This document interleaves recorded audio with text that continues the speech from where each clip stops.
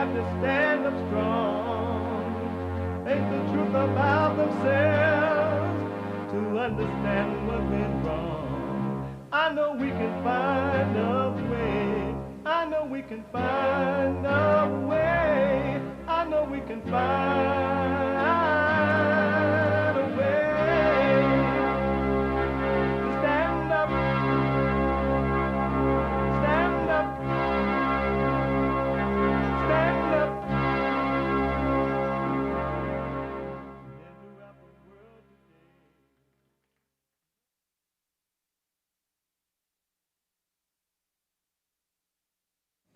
Uniting the races with truth instead of dividing them with lies. We're also rebuilding the family by rebuilding the man. I am Jesse Lee Peterson. Good morning. Hi, y'all. Welcome to the show. And Merry Christmas. And I believe, if I may be wrong, but I think tomorrow is Christmas Eve, and then Wednesday is Christmas Day. What the? Merry Christmas. This year has gone by like 90 going north. And I believe it was a rush to get Donald Trump in. God was trying to save us before it was like absolutely too late. I'm thinking that's why it went by so fast. I could be wrong, but I don't have any other explanation. You can get involved by calling 888-77-53-773. 888-77-JESSE. And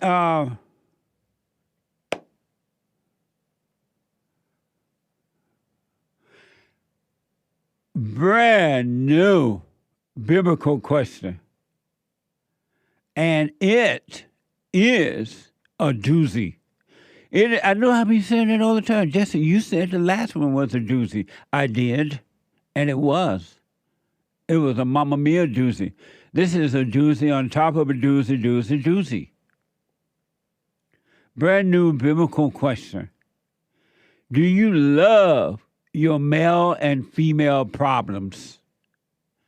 Do you love your male and female problems? That's a good image behind that question, too. Nice. Do you love your male and female problems? Amazing question. We dealt with last week's question yesterday in fellowship. Jesus said, I and my Father are one. What does that mean?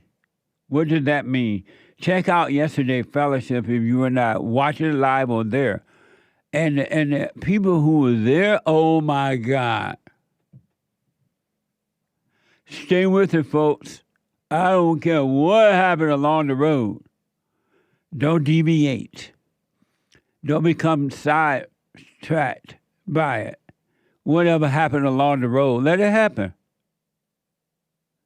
But you stay on that straight and narrow path. It was an amazing fellowship yesterday. Check it out. rebuildingtheman.com/church. rebuildingtheman.com/church. You can podcast if you did not watch it live or you want to rewatch. It was amazing. It was more than two hoops and a holler. We have every way that you can watch and support the show listed on jesseleepeterson.com/show. jesseleepeterson.com/show. And if you're out and about, running around, whatever you're doing, Christmas shopping, setting a lady on fire on the train in New York, and then stepping off and watching her burn to death, and reportedly are illegal aliens, and that's how you show your appreciation to America. Or if you are at Walmart and you decide because you want some attention on TikTok and you're putting poison on food to get the attention. You could be listening to the show. You can podcast later once you get arrested, but you can be listening live while you're doing whatever it is you're doing wherever you are around the world. You can be listening to the show on your iPhone or iPad by calling the listen line.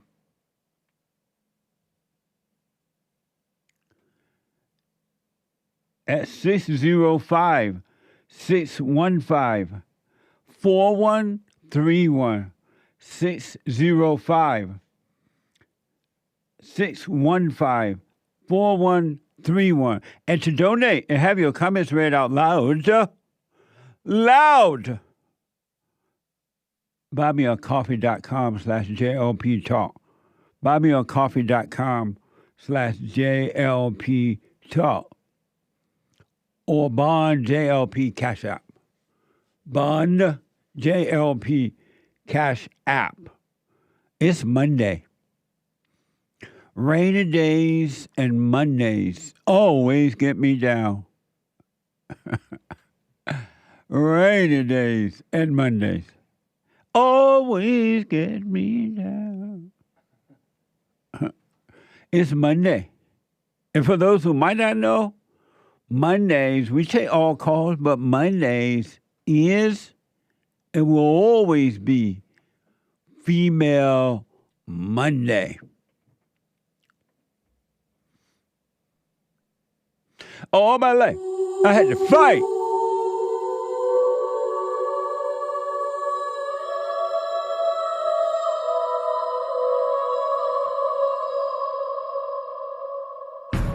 I like to make men uncomfortable.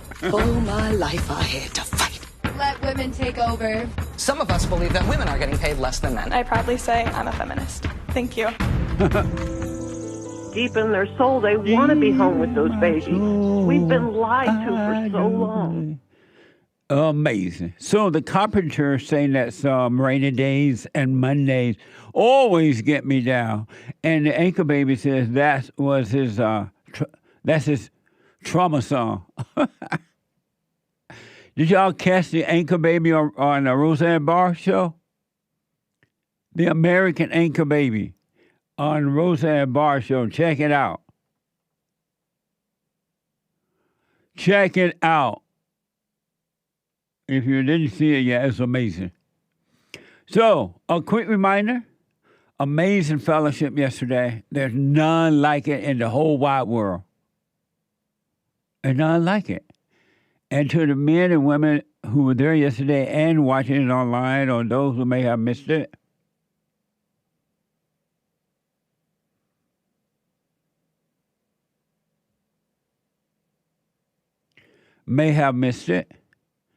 you can podcast the show. But I do want to warn you, it's a spiritual battle. And evil within every human being don't want to let go. It does not want to leave your body because in order for it to exist and function, if you call it functioning, it must live in human beings. And human beings have no good in them at all, zero good. You can look up and down the human, up and down, side by side, left and right. You're not going to find any good in human being. And you can say, Jesse, you're wrong. There is good in human beings. And I would say, oh, okay, find it. And you will look and you will not find it. But you can overcome evil with good.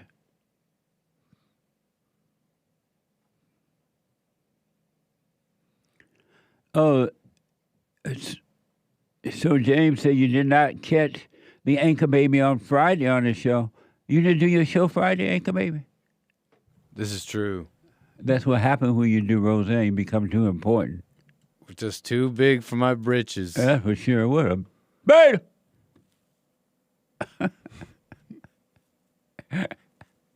What a mess. But anyway, evil is running your life. You are not in charge. You have never made one decision in your whole lifetime, and you never will. But because you worship evil, you think you're God, you think you make decisions. And evil is the same all over the world in every human being. And it makes you do the things, think, and do the things that you wouldn't ordinarily do. And they prevent you from doing the things that you would do that are good. Amazing, huh? Some of you may have heard about this. A car plows through a Christmas party in Christmas market in Germany, somewhere in Germany.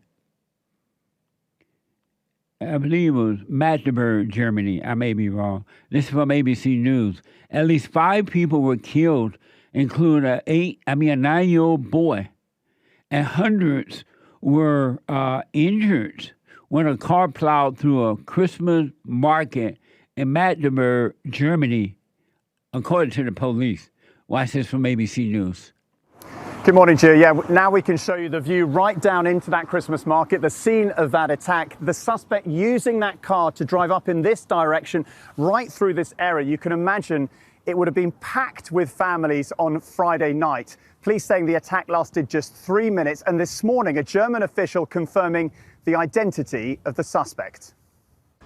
This morning, a sea of tributes to the killed and injured in that horrific car ramming attack in Magdeburg, Germany on Friday night, as we learn new details about the suspected driver. German official confirming to ABC News that 50-year-old Taleb Al-Abdelmohsen, who moved to Germany from Saudi Arabia in 2006, appeared in court on Saturday. In a statement, German police said a judge had placed the suspect in pre-trial detention for the alleged murder of 5 people, including a 9-year-old boy, as well as multiple accounts of attempted murder and grievous bodily harm. On Saturday, Germany's interior minister saying the suspect had, quote, Islamophobic views, and a local prosecutor confirming a social media account believed to belong to the suspect is a part of the investigation. It includes posts that engage in conspiracy theories and unfounded claims about the German authorities. Amazing. If that is true, isn't it amazing that white countries allow these people to come into their countries and they turn around and kill them? Think about that. And Germany is messed up with illegal aliens. So I'm told.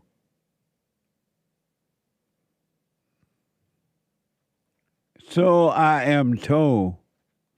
Everybody and their mama allowed in that country. And they are doing to the Germans exactly what they are doing to the Americans, killing them in your own land. You let them in, your government let them in, and a lot of you agree with it. And they kill you. Oh, but you feel sorry for the illegal aliens. We're supposed to let them in. That's Christian-like.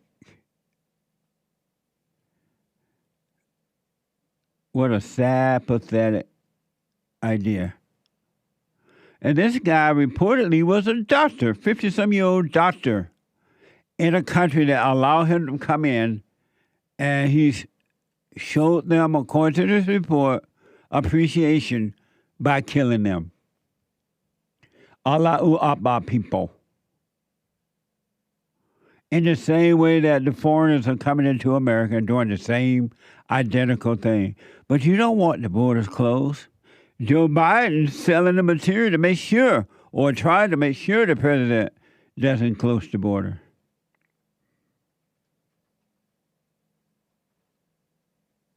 And they were saying that the motive is still unclear. And here's a nurse who was there. Watch this from ABC News. German officials saying a motive is still unclear, but said the suspect's psychological state is being examined.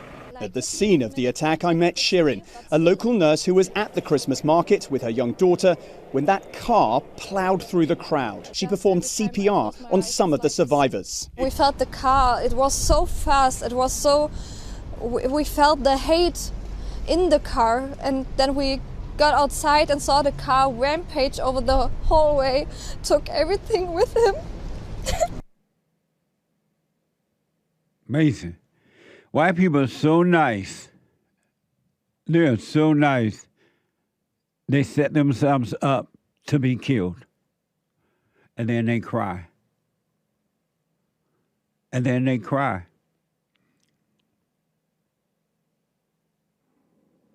Isn't that amazing? There's no Christianity in that at all. Christianity has been weakened. It's so weak, it has no flavor. It's hard to find a Christian today that has perfect peace. It's like looking for a needle in a haystack. It wasn't always that way, though. It is today. The Christians love to feed the hunger and go on TV and promote it. Their greatest joy comes from promoting the fact that they feed the hunger. It ain't about feeding the hunger, it's about getting attention for feeding the hunger. And they call it good.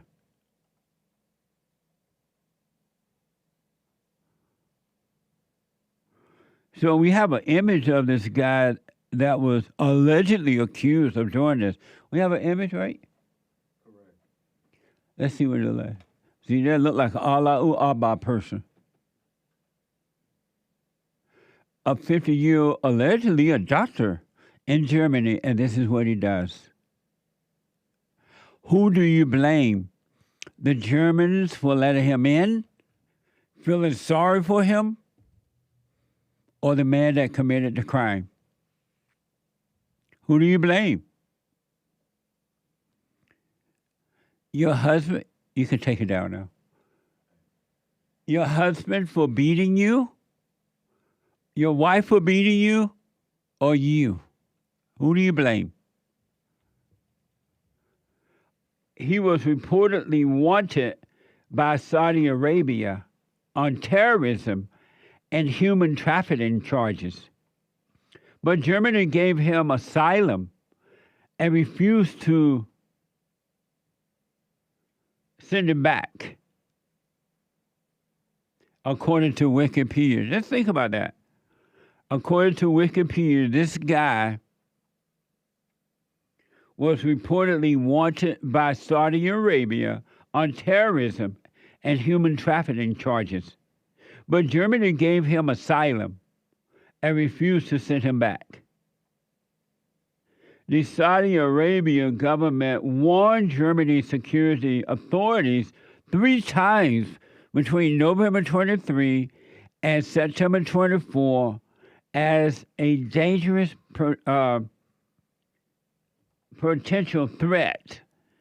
That's according to Wikipedia. That's exactly what's happening in America right now to the Americans.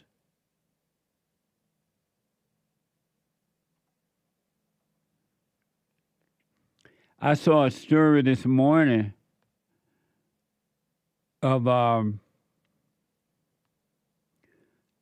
don't think I have it here, but I thought I had it, but I don't. A story where in New York, USA, according to the report, an illegal alien was on one of the trains there in New York, and there was a lady sleeping on the train. And he set the woman on fire. And then I saw it looked like he stepped off the plane and sat on the train, sat there, watched her burn to death while she was sleeping. And they found out it was an illegal alien. This is from ABC 7. A person of interest is in custody and charges are pending after a woman was set on fire and killed aboard a subway train in Brooklyn on Sunday morning. What's this? The NYPD tonight is calling cameras now in every subway car a game changer. MTA video taken in an F train at Stillwell Avenue captured the terrifying crime this morning. It offered detectives immediately answers to questions that they had. What happened? Officers had seen and smelled smoke and came running over. What they saw was a person standing inside the train car, fully engulfed in flames. They got the flames out with a fire extinguisher, but the woman died at the scene. The video also offered clear pictures of the man who had used a lighter to set fire to her clothes while she may have been sleeping and stayed and watched. We asked the media to broadcast those images far and wide so we could use the viewing public as a force multiplier. And New Yorkers came through again. A group of high school students spotted the man in the photo on another train and called 911. Our transit sergeant responded to that location, met with these young high school students, looked inside the train and saw an individual that he recognized from wanted flyers that we got out earlier. The suspect was taken into custody. Police say he's a citizen of Guatemala in New York since 2018. Amazing, huh? Think about this, smoke on this. I know it's kind of early, but for the drug addict, you can smoke on it. Think about this. Our government, the USA government, allow these people to come in by open the borders wide open and say, come on in. And they're coming in and they're creating all this these type of problems for Americans. And then the same government come back and pretend they're trying to save you from it. That same government. It's like your wife beat you up and now you're all bruised up. And then she come back and want to put alcohol on it to heal the wound. It's a spiritual battle, folks. I never, ever, ever, but never imagined that this could happen in America. I just didn't. I didn't understand human heart at the time, so I just didn't think that this could happen in America. This guy's, according to a report, an illegal alien set this lady on fire, stepped off the train, had a seat, and watched her burn to death. And he's just cool and calm and collected about it. Thank you, government, for what you've done to America. And thank you, voters who voted for the government because you feel sorry for the people, too. And you voted for them that they may come in and kill you.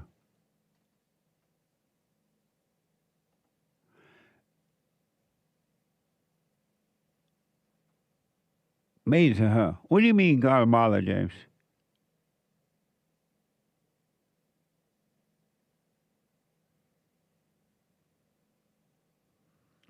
Oh. He's been in New York since 2018.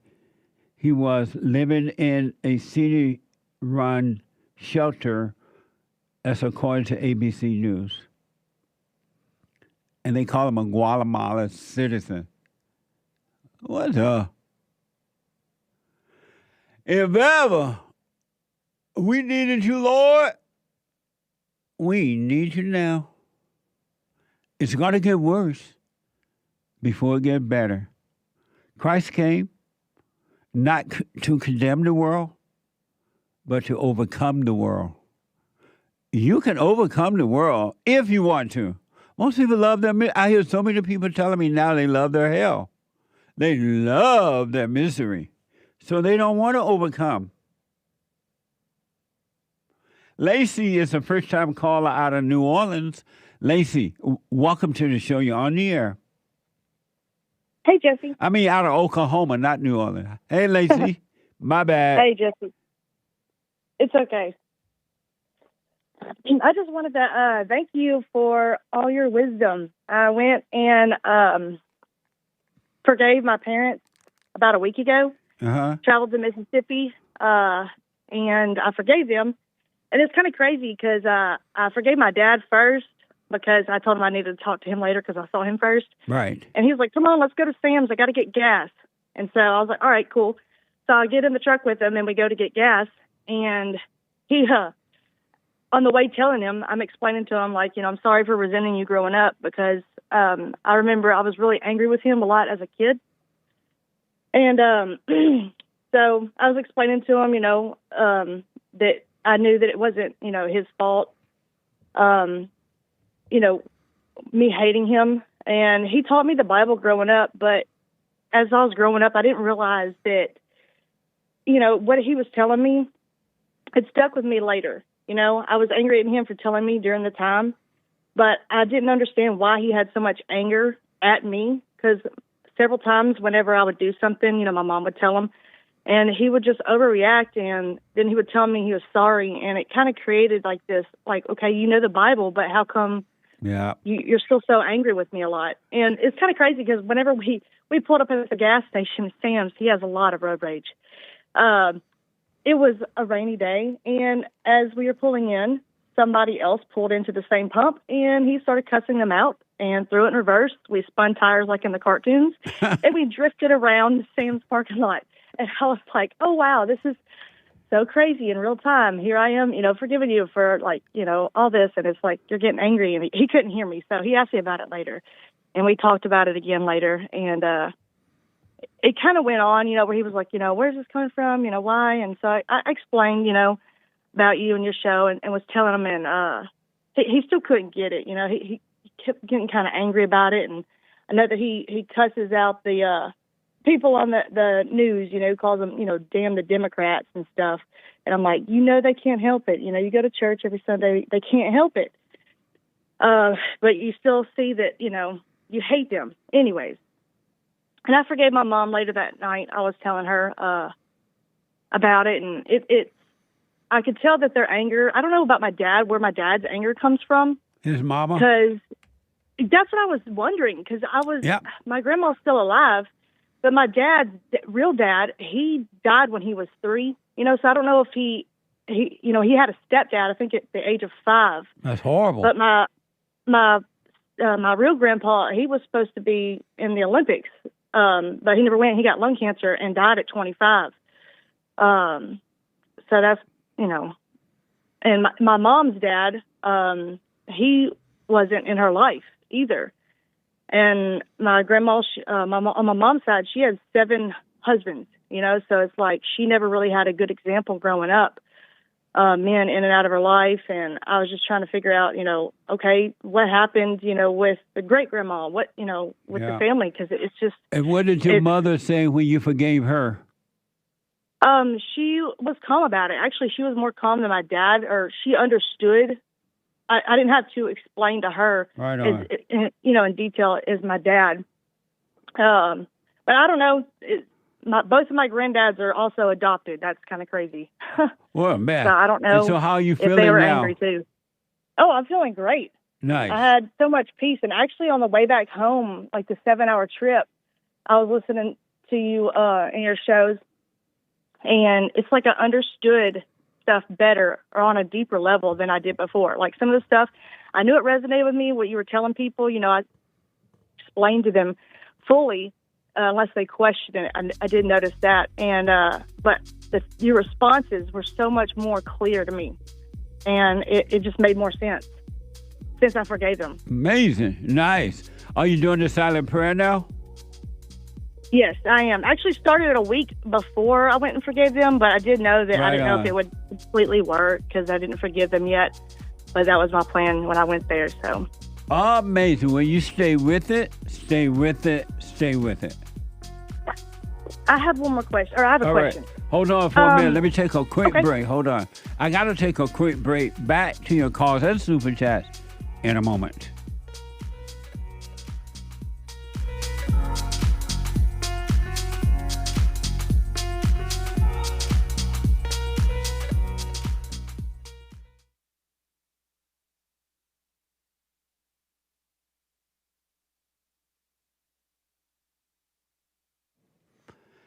Okay, are you ready for it?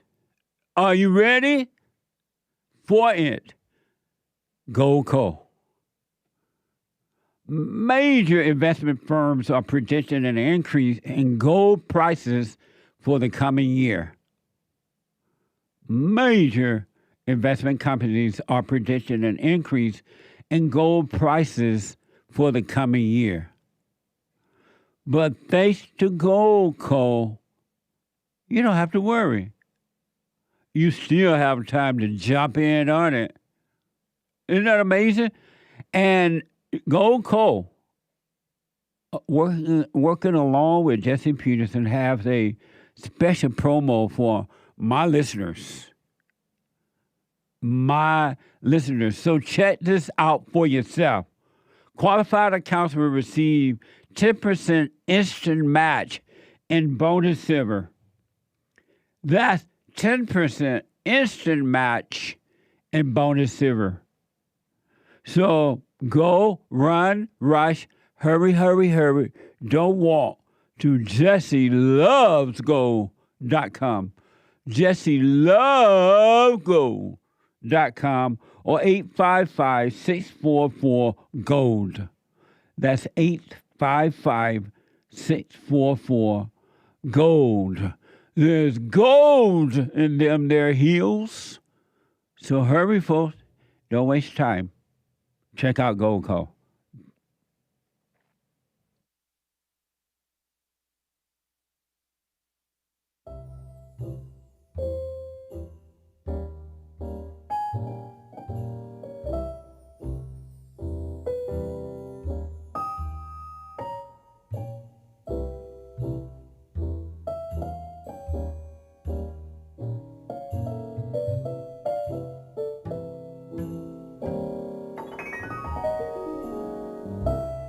Merry Christmas, baby. You sure been good to me. I said, Merry Christmas, baby. You sure been good to me. Merry Christmas, y'all. Merry Christmas. Let me go back to LACEY. She had a second question. LACEY, go ahead. Okay. So I've been showing my husband your videos. I don't know how often he's been watching them. I send them to him, but I don't know if he does watch them. He works a lot. I was just wondering, though, how biblically does my husband lead me? What does that mean, how biblically does my husband lead me? Like, he doesn't understand that. You know, like how you say, do you obey your husband? Right. I believe I do. I don't know if he knows. He don't understand, I guess, that. I know that whenever we go eat or, you know, he can't ever, I'm like, I don't care where we go. You choose. I'm fine with anything. Right. I'm like, no, you. And I'm like, even with, we're building our home and we had to get toilets recently. And he was like, okay, there's a wax seal that comes in the box with it. Should we use that one or buy a different one? I'm like, I don't know. I don't want to make these decisions. You make them. I don't need the input on everything. I don't. Like, I don't care. But he thinks that I still care. And I'm like, no, I'm straight up. I don't care. And so your question is what? I don't know. Like, how does he, I guess, start making, I don't know, decisions on his own, or how does he lead to be the head? I was like, I don't really know either. I just obey what you say. You know, you tell me to pay the car note. You tell me to do this, do that. I do it. But you do what he says? Yeah. Oh, okay. So your question is what? How does, I guess that would be it, right? How does he lead me with, I guess, not asking me an opinion on everything? Why are you concerned about him? Because it comes up whenever he's off work and we go get more things for the house, and he'll look at me to, like, I guess, confirm every decision or ask my input. And I'm like, I don't know anything about what you're talking about, like with piping or anything. It's a foreign language to me. So when he asks, do you just say, I don't know, and leave it alone? Yeah. Well then, Yep. and do you judge him for not knowing, No, I don't. or relying on you? No, I have questioned recently though, listening to your show, like in my head, like I wonder why he asked me every time. Like I don't know. I don't have an answer because I don't know. Well, all you have And to I'm do is fine with say, either I way. don't. I just want it to work. All you have to say, if you don't know, just say, I don't know, and then leave it up to him to see what to do. But don't judge Okay. him, and you should continue to just work on you. Seek first the kingdom of God and his right way, and everything will be added. So I wouldn't worry about him at all. Take your eyes off him and and keep them on you. And there will be times when you will have to speak up to him or whatever, but just don't be angry. Yeah. You'll be able to say, you know what, you need to make that decision, but you won't judge him. And just work on you. It's hard though when the woman is working on herself and the man is not, or the man is working on himself and the woman is not, because now the good in you will be hated by the anger and the evil in him. Yeah. And it will try to destroy you. But if that should start happening, just relax, stay aware, and the Father will guide you into how to deal with that too.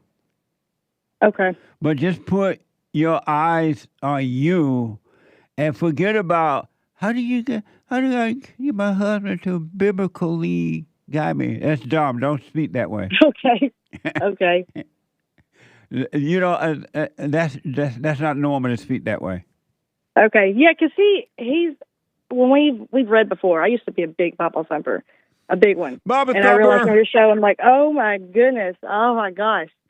Yeah, I dropped that away. And when we were reading through it, he's just like, I don't know how to do this. Like, what does this mean? Like in our real life here, examples instead of the Old Testament stories or whatever. And I was like, yeah, I don't really know either. Right. I don't. I just trust you and look to you for decisions and guiding our family in whichever way we go. And I'm like, okay. Well, you just work on you, and if you see little things, anger comes up or uncertainty in him, you can point out, you know what, you need to work on yourself. You need to drop the anger, but don't impose, don't force it, and you just become the light. You'll be fine. Okay. And stay with the silent prayer and practice being aware so you can come from the imprisonment of your imagination. You will overcome that if you stay with it. You will overcome the thoughts if you stay with it, and you will be free. Yeah, it's been really helpful, the prayer and noticing all the thoughts daily, multiple times a day. Yeah, and I'm like, wow. Okay. Well, stay with it, stay with it, stay with it. Thank you. Stay with it. I don't care if the whole world turn against you. Fine. If your family turn against you, fine. No matter what, you stay with it and watch those thoughts until they all disappear, and they will, and you'll be fine. All right. And don't worry about your husband. You just be an example, and something in you might spark something in him if he see how you're dealing with life, all right? Okay. Oh, amazing, LACEY. Thank you. Merry Christmas. Merry Christmas to you. Thank you. Bye now. Bye. Amazing. 888-7753-773. South Carolina. First time caller, Taylor. Taylor, welcome to the show. You're on the air. Hello. I'm happy to be here. This is the first time I've ever actually sit down and listen to your show. My boyfriend was the one who introduced me to you. Right on. But but he has been telling me the things that you say, that I need to let go of my anger and I need to forgive and stuff like that. And I've been thinking about it, and I've been trying to stay more present and stuff like that and control my thoughts and my emotions because little backstory, I'm a single mom. My son is 2 years old, and I live at home with my parents, or with my mother and my stepfather. My father lives out in Seattle. But I've noticed that most of my anger and my resentment is towards my mother and my father, and I'm working towards having that conversation and like being able to forgive them and everything like that. And but it's just really difficult with my mother. We don't have a good relationship. We never really have. We both are really angry at each other, and it's just I want to forgive and to let go, but she's a very aggressive woman, and so it's really hard to, I live in the back of the house with my son, and she lives in the front of the house. We're very separate. I avoid her, honestly, because she's just very aggressive, and she's very mean, and I want to forgive her. You live in the back house from your mother? So we built, and when me and all my sisters lived here, we built an addition. And so I live in the addition that we built that's in the back of the house, and then her and my stepfather live up in the front of the house, and there's just like a door that separates us. So why are you living so close to the person you hate? I just don't make enough to afford living somewhere where me and my son can survive without, I physically can't afford it in this economy with my son. If I didn't have a son, I could absolutely have my own apartment. But where's the baby's daddy? Him and I have not spoken in over a year. We had a very rocky relationship. We were together. We broke up. I found out I was pregnant. He told me that he wanted me to get an abortion, and I chose not to. I chose to keep the baby. And he was kind of there at first, he would kind of pop by. He came to the hospital, watched me give birth, and then left. And I was in the hospital for those 3 days that I was in there. I was in there by myself with my newborn baby. And so it was very difficult. And I also had a lot of resentment towards him for that. And so I didn't want to be the type of woman that made it hard for the father to come see their baby. But he just, I don't know, I felt like he wasn't taking it seriously. And then that last time we spoke, I was that type of person. He said he had gotten in a bad car accident, and he was living in his aunt's house, and he had broken his legs, and he was like, do you want to come bring the baby up there? And I was just so angry from the past, and holding all that against him, that I said no. And we haven't spoken in over a year. And that is another person that I need to reach out to and forgive. And I want my son to have a relationship with his father. I really do. I believe in that importance. I absolutely do. And so your question for me is what?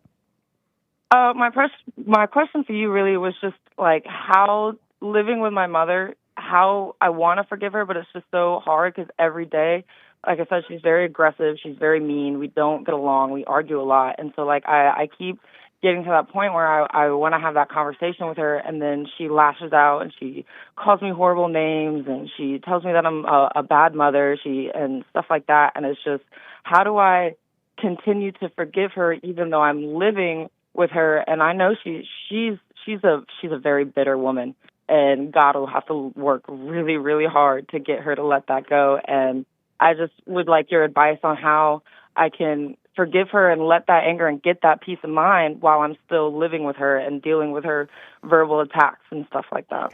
By going to her and say, Mother, I have been resenting you all my life, and I realize now I'm wrong for resenting you because I have the same spirit you have. I become like you, and I can't help myself with the anger. I'm sorry for resenting you. I know now you could not help yourself. And then walk away and be done with it. And never argue with her again. Don't even talk to her anymore, and just work on your life. And if when you go to her, and if she yell and scream and calling you names, you just look at her like you're looking at a bad movie, and know that she is yelling. She's in denial, but it has nothing to do with you. You forgive her, and God will forgive you for resenting her, and He'll make you free. But just let her act any kind of way she wants. She's just trying to control you by overreacting because she knows you're afraid of her, and she's just using that. So let her act any kind of way. Just say, hey, I just want to say I'm sorry for resenting you. And then, because your problem coming from you resenting her, not because of what she's done to you, but you're willing to stop judging her. Right. And then, God, don't ask her for forgiveness. You apologize for resenting her, and then start doing the silent prayer, and you'll be fine. Just start working on you, and stop arguing with her about anything. Don't have anything to do with her. All right. Yeah, that is exactly what my boyfriend told me. He's a very avid listener. I'm pretty sure he's listening right now. And But he's the one who introduced me to why him. did you do what he told you to do?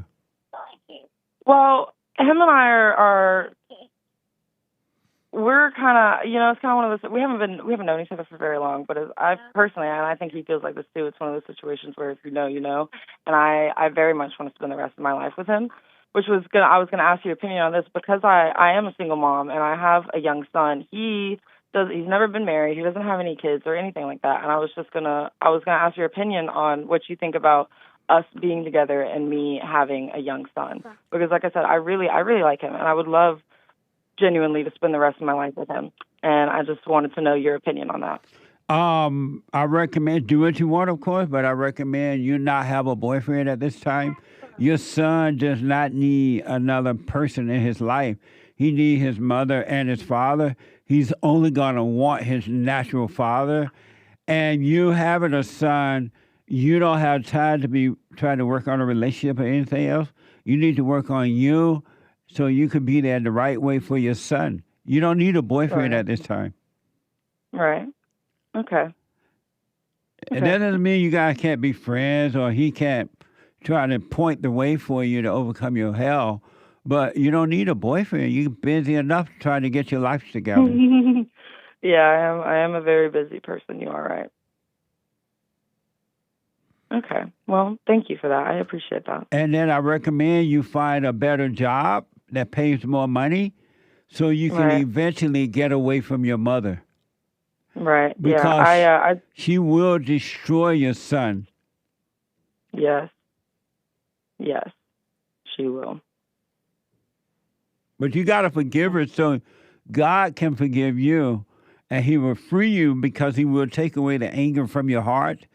Anger is evil. And anyone who has anger is a murderer. They cannot be trusted.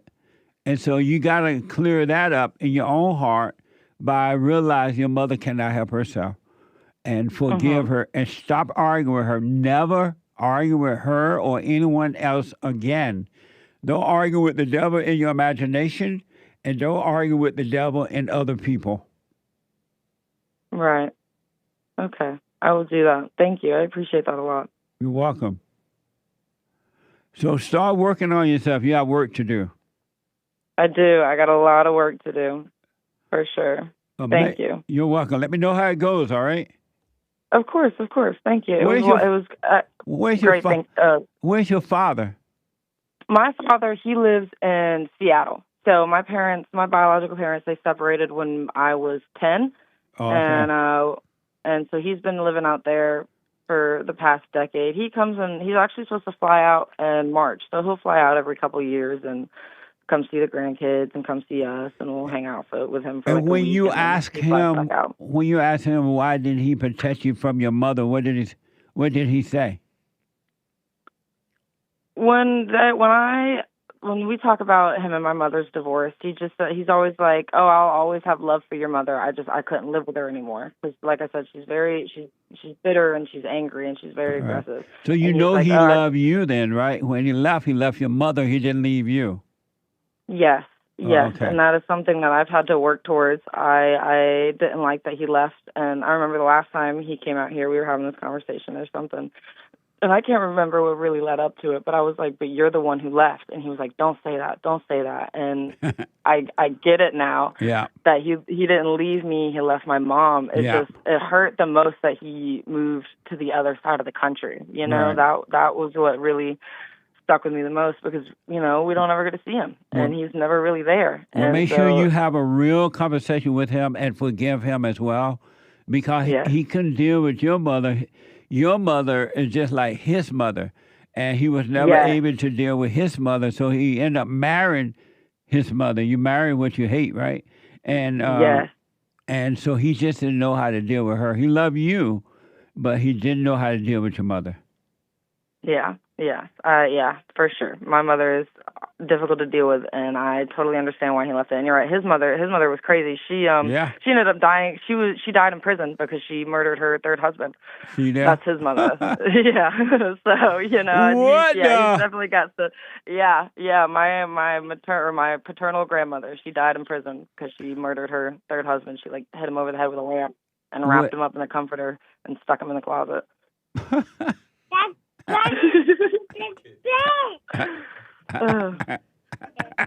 Sounds like a movie. Yeah, my life is definitely like a movie.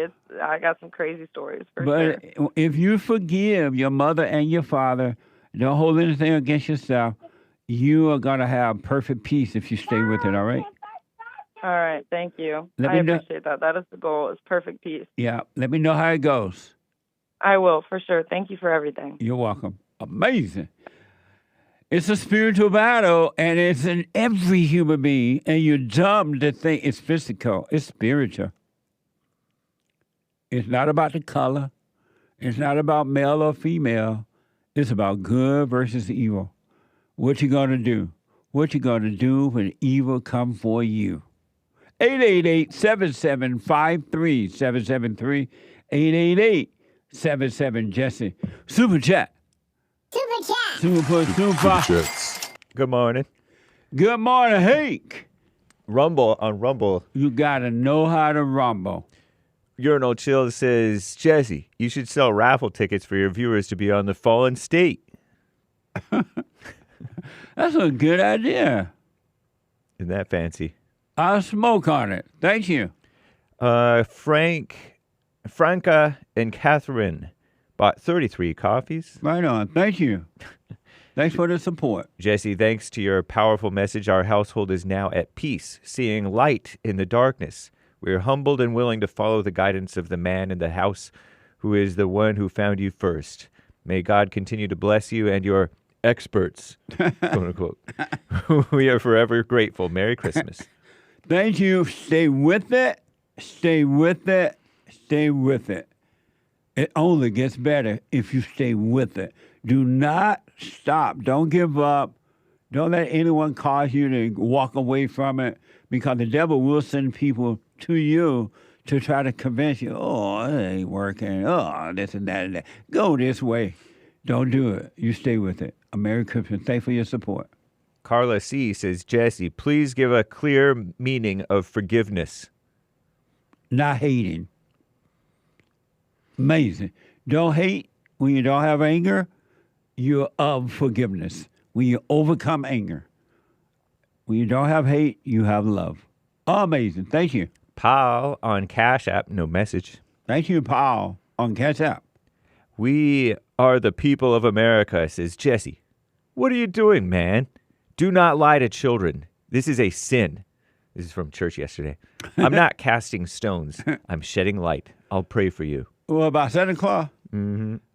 Oh, I had a very interesting discussion with a young kid yesterday about Santa. Thank you. And Santa does exist. I still believe Santa exists. Amazing, but thank you. I appreciate it. Expectant Harvest says, this is when I first became angry, learning my mother and all adults were liars, telling us there was a nasty, fat, old stranger who wanted we were to sit on his lap. It was grotesque. The trauma is from believing lies that Santa, a pedophile, is real. Amazing. I don't know so many people hate Santa. Trauma. Santa Claus is coming to town. Santa Claus is coming to town. Santa Claus is coming to town. Drop your anger. Forgive Santa. He didn't have anything to do with your parents. Thank you. Kenny Land saying, doing that early on in a child's life will literally teach them no one is to be trusted, especially the people you love. Wow, that's crazy to me. We were taught Santa existed. We had to go to sleep before midnight on Christmas Eve. We woke up the next morning, early in the morning, we had presents under the tree, and no one was traumatized. When did people start to become traumatized by Santa? I don't know. Is this real? Are they joking? These people joking? They don't seem like they're joking. How did people become traumatized by believing Santa? I don't know. I'd never heard of this either. I think it's a joke. Well, no, I don't think so. All kinds of people have all kinds of different issues and hang-ups. Yeah, that's true. But not Santa. Depends on how you do it. What do you mean? I don't know. Let's move. Thank you. Amazing. 777 Sunny Days on IG. Love Jesse, but he's a heretic. Aha. Poor guy doesn't believe Jesus is God. Cool guy, though. Amazing. Thank you. Pablo, Nice. 5 coffees. Congrats on the amazing year. An amazing year. It went by fast. Yeah. Merry Christmas to you all. Thank you, and thank for your support. And you're right. It went by like 90 going north. Amazing. Thank you. Merry Christmas. Vincent bought 3 coffees. Jesse, I know you're very logical. What you say is the truth because I can see it for myself. But I'm confused how you can't see that Earth is a stationary plane. Outer space is not real. It's only CGI. You've never seen a real picture of space. Even all the planets are named after fake gods. Think about it. We are mainly water. He pulled it out. Which is the ocean and all observable fact. Water is to be contained. And he goes on and on and on and on and on. This is not a very pithy 3 coffees, but thank you for your 3 coffees, Vincent. I'll make sure he sees it. I rest my case, Vincent. Look how the world is turning. As the world turns, does that look flat to you? Does that look flat, Vincent? Looks like a ball to me. A ball to me, too. I remember Sean, your producer, flattened that ball. And Sean is a flat earther, right? Indeed he is. But he gave me a round earth. Well, that was actually sent by a flat earth listener. Oh, this didn't come from For Sean? Sean. Yeah. It was sent to Sean by Sho Sugino. Oh. I don't see any flatness anywhere. Amazing. Thank you. Vincent bought another coffee. But I know what the earth is not what you need to know to be saved. But it is cool to know where you live and not believe in a fantasy world that's only real in their imagination, says Vincent. It's interesting to me that there's a debate between human beings about whether the earth is flat or round or not. Did we go past the break or something? No, yes. Yes, we definitely did. Is Nick sleeping at the the wheel? He's asleep. Nick, what's wrong with you? You was on Roseanne Barr show. My friend Roseanne Barr, now you don't want to do right. Now nothing matters. He doesn't want to make the machine work over there. What a mess. Thank you all. I got to take a break. Back to the calls and the super chat when I come back. A quick break. Hake news, not the fake news. And almost trying to come back now. Amazing. Back in a moment.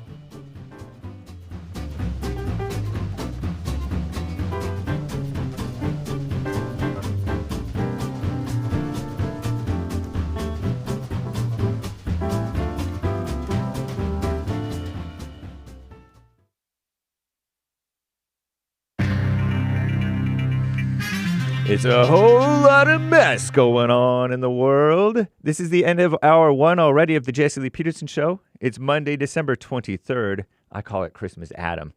AD 2024. Corny, I know. The lines are full, guys. JLP will be right back to your calls. It is Female Monday. But first, Hake news, not fake news. Call Me Nonsense Network is promoting the fact that drivers nationwide are getting a supposedly welcome gift this holiday season. Cheaper gasoline. And by cheaper, they still mean out of their minds expensive. It's only cheap compared to 2021 or something like that, or 2020 during the scamdemic. So it's not really even cheap. Thanks a lot, Joe Biden, Obama, whoever's running the show, the administration. But anyway, it is, expected gas prices will be $3.01 a gallon nationally for gasoline in America. It was $3.10 last year and Christmas Day record high of $3.26 in 2021. What a mess. That subway killing. A woman was killed on a New York subway Sunday morning after a man set her clothes on fire with a lighter. Authorities called it a brutal murder and an example of depraved behavior. They don't mention that he was illegal. They don't seem to admit that they're illegal. Fox News reported that he was indeed an illegal alien. It's a big mess. I'm James Hake. Now back to JLP.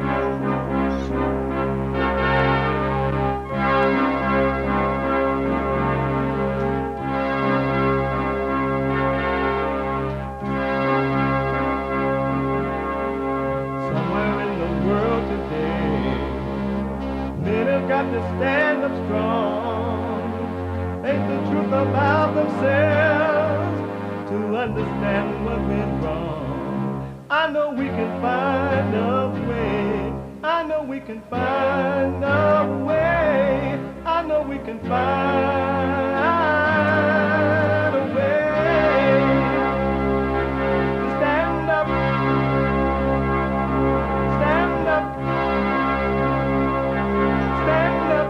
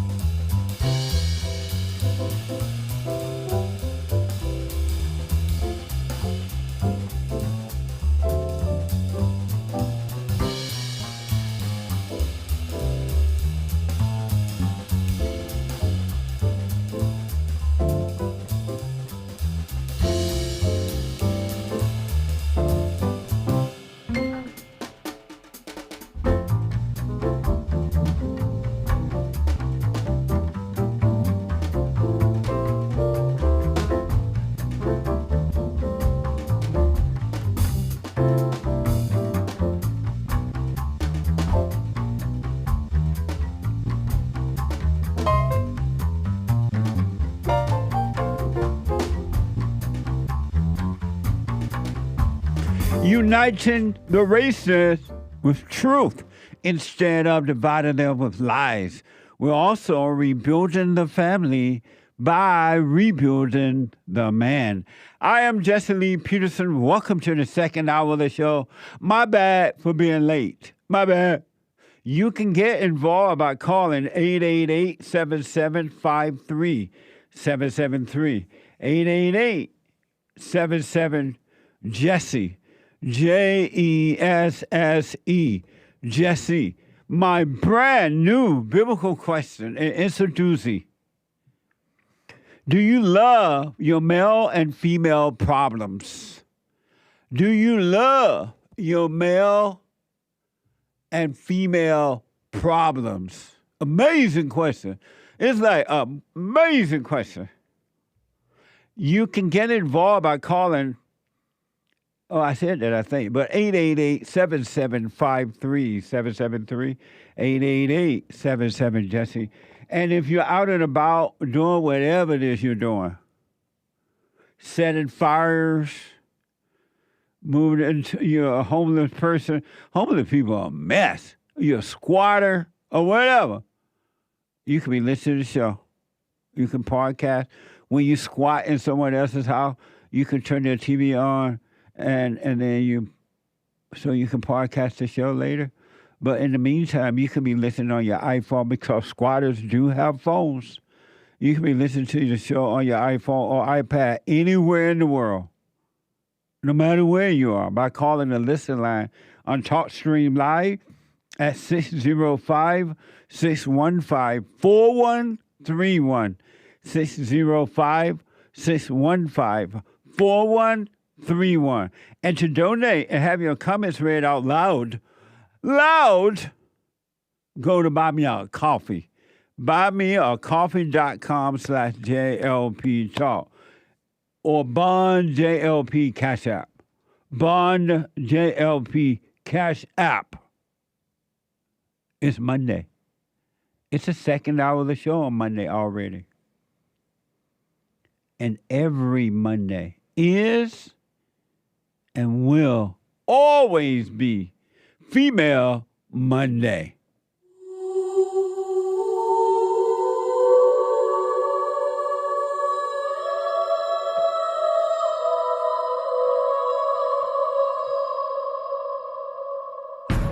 I like to make men uncomfortable. All my life I had to fight. Let women take over. Some of us believe that women are getting paid less than men. I proudly say I'm a feminist. Thank you. What a mess. Deep in their soul, they want to be home with those babies. We've been lied to for so long. I do believe we shall overcome someday. We shall overcome. What a mess! I want to give you this quick story that's going to blow your mind. Get ready. I want my America back. I really do. But reality is, and I have accepted reality, my America is never coming back. It's not coming back. Now, I can live in my America and have perfect peace, but my America is never coming back. Merry Christmas. Merry Christmas.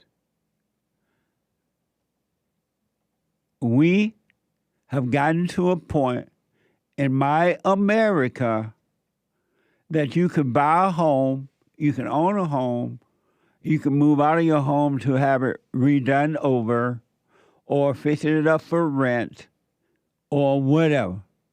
And while you are out of your home, a homeless person can move in to your home and claim ownership.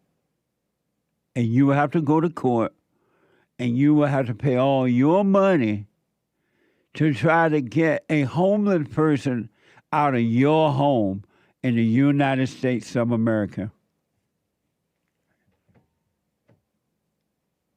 The inmates are truly running the insane asylum. in the United States of America. And even worse than that, you could possibly be jailed trying to get your house back or whatever. You could be jailed in the United States of America. WSB TV is reporting a Clayton County, Georgia homeowner ended up in jail charged with criminal trespass after trying to move back into her home occupied by an alleged squatter. Watch this from WSB TV. George, the Clayton County homeowner says she showed up to the house because she thought the alleged squatter had finally moved out after losing a court judgment. Instead, the Clayton Sheriff's Department says that homeowner performed an illegal eviction. They've been squatting, and if they have to get somebody killed, they'll do it. Calm down. From Clayton County Sheriff's body camera, you can see the homeowner, Lalitha Hale, taken away to jail, not the alleged squatter at this Livingston Drive home. She's going to be charged with criminal damage to property for all of your belongings, criminal trespass as well for her coming in here. I spent the night on a mat on a concrete floor in deplorable conditions while this woman, this squatter, slept in my home. Lalitha Hale says this all started back in August when she called police after finding Sakimia Johnson in the house. How can she not be a squatter when I don't know this person? I've never had any type of contractual relationship with this person. But a Clayton County magistrate judge ruled under the new Squatter Reform Act, Sakimia Johnson did not qualify as a squatter because she is related to a previous evicted tenant's partner. Isn't that amazing? In the United States of America, the homeowner, the one that spent her money to get the house, to buy the house, end up going to jail because some lazy bum squatter person, according to the report, moved into her house. Did you ever imagine that happening in the United States of America?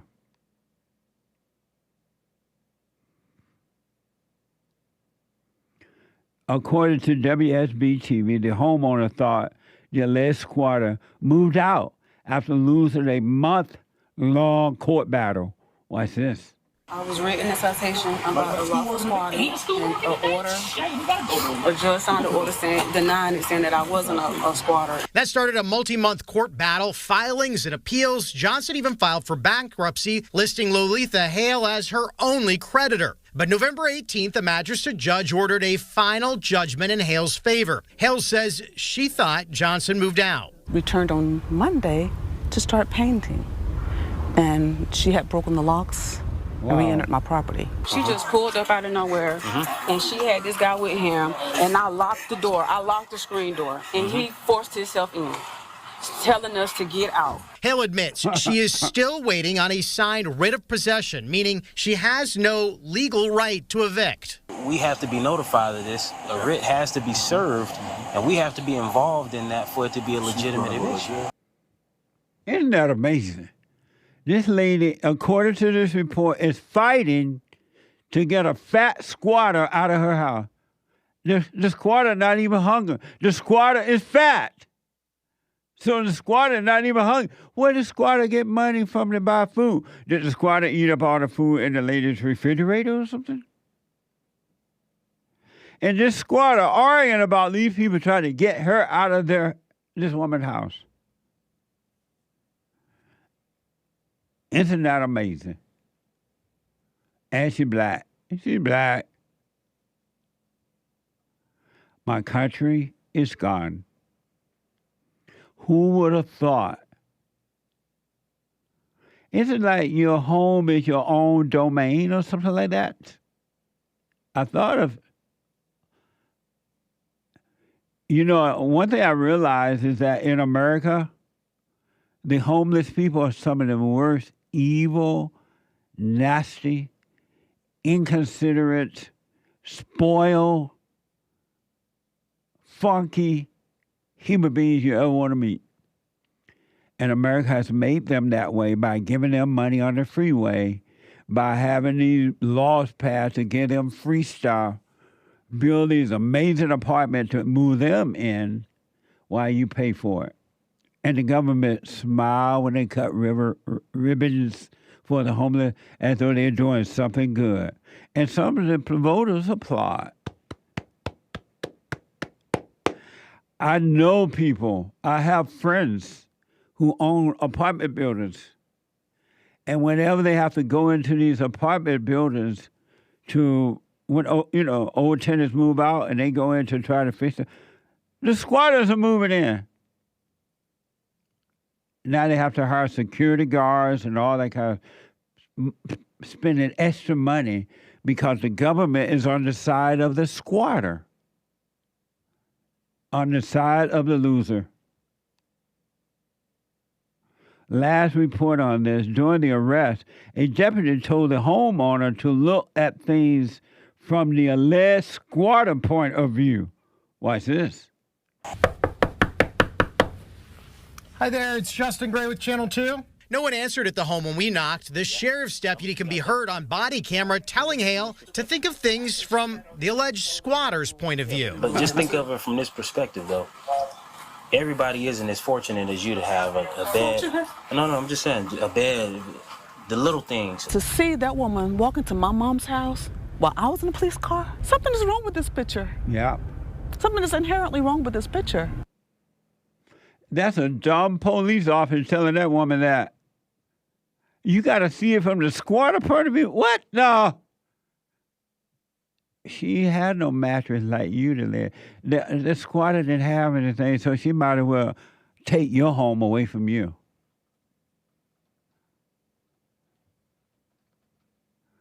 What's wrong with you, America? What's the matter? Where did things go wrong? What's the matter?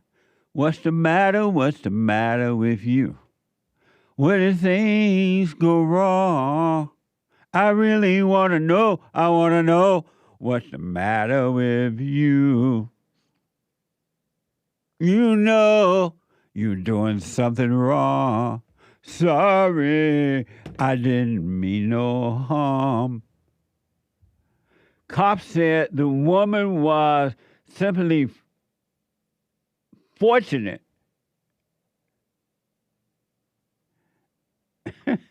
And the anchor baby goes on to say, how about she's not a fat, lazy squatter?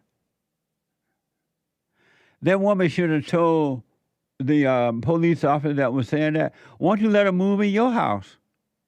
Let her move and live with you, Mr. Fortunate police officer. I want my American back.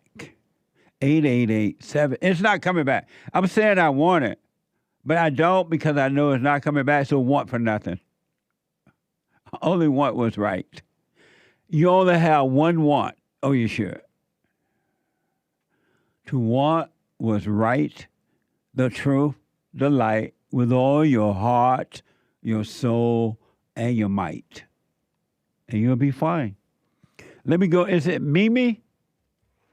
Out of Georgia. Mimi, welcome to the show. You're on the air. Hi, Jesse. Hey, Mimi. I just wanted to say Merry Christmas. Thank you. Merry Christmas. Have you been naughty or nice this year? My goodness. Well, I haven't worked on myself as much as I should. Naughty. So I would have to. Yes, I would agree. And why not? Why not, Mimi? I just realized recently that. Mimi from church. Yes. Oh, yes. my God. Lord, have mercy. Yes. I can't believe you. Well, hello and Merry Christmas first. Hi, Jesse. I can't believe you're telling me you have not been working on yourself. I told you not to move to Georgia. You did. did. You did. You know, and it's funny because in the last week, when everything just kind of like didn't work out the way I had envisioned it to work out, I realized, though, that I was turning really angry and just nasty, and I was the person that was, it was everybody else's fault. It was somebody else's fault. Right. And I kind of realized I had been doing that for a long, long time. And going back, that's what my mother used to do. Yeah. It was always someone else's fault. Yeah. There was always somebody to blame, which then turns you into a victim. And I always thought I wasn't a victim, but I see now that that wasn't true. Absolutely. You're right about that's amazing. Yeah. Wow. Yeah. So And here so- I am in Georgia. You know, you're not going to believe this. You're not going to believe this, but it's true.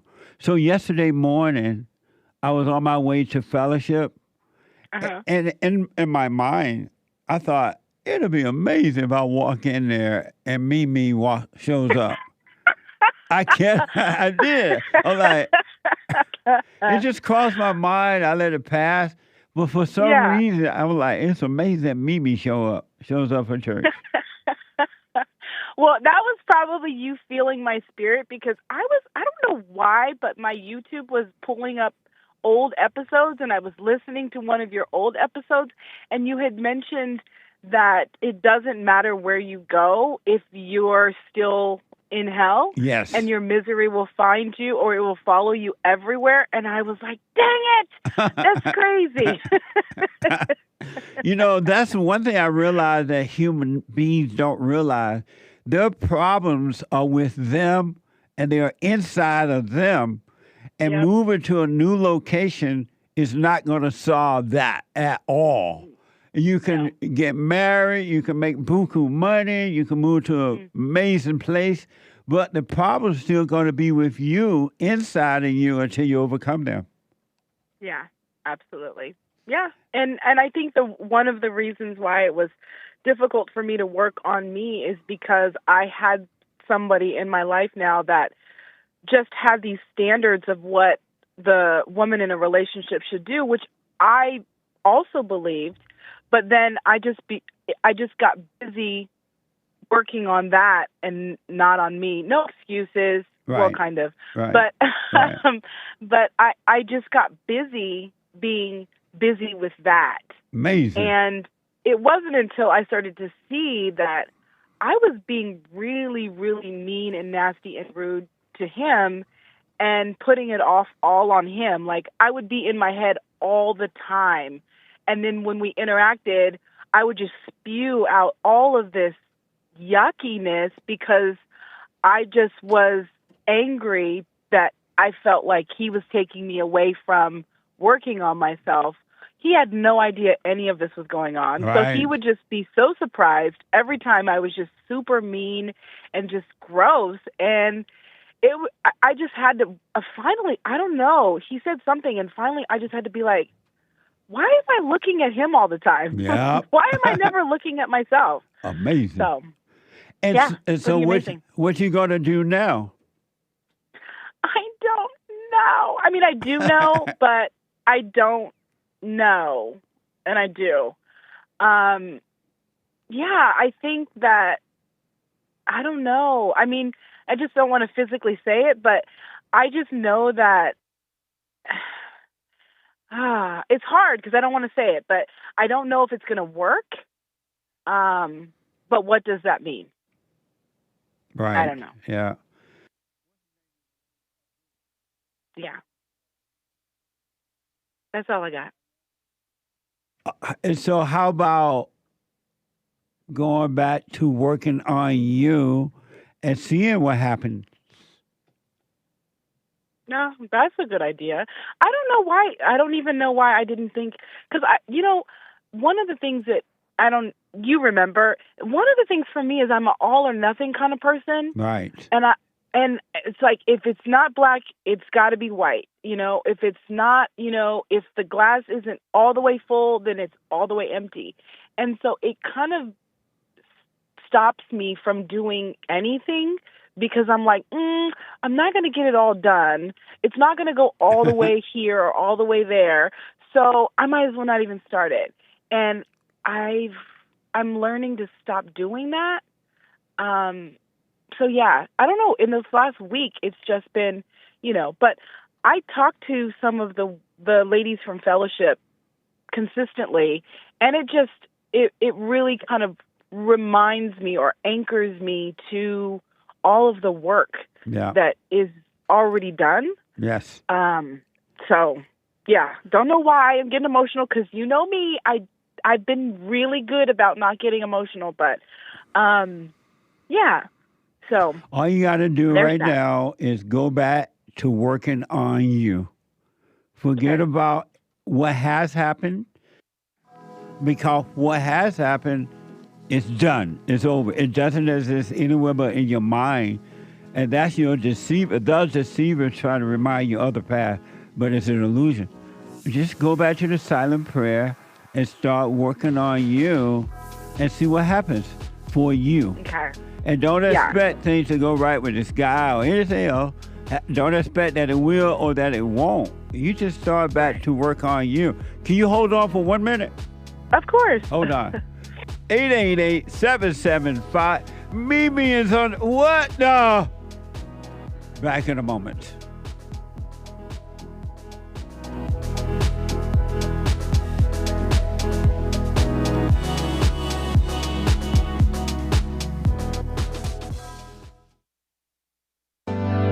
Steve, thank you for calling and thanks for holding. How have you been helped by the show? I'm going to tell you this.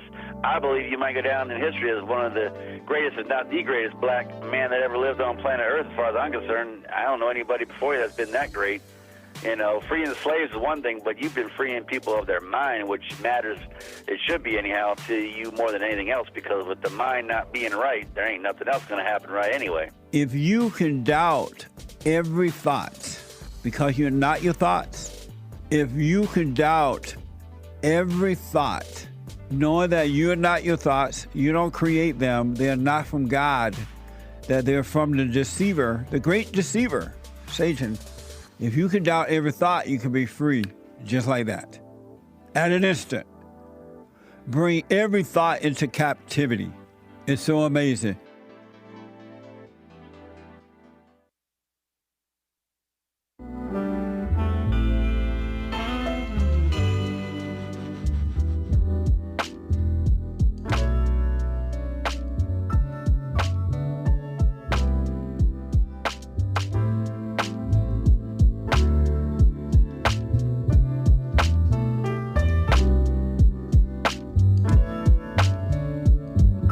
Okay, folks, welcome back. Merry Christmas.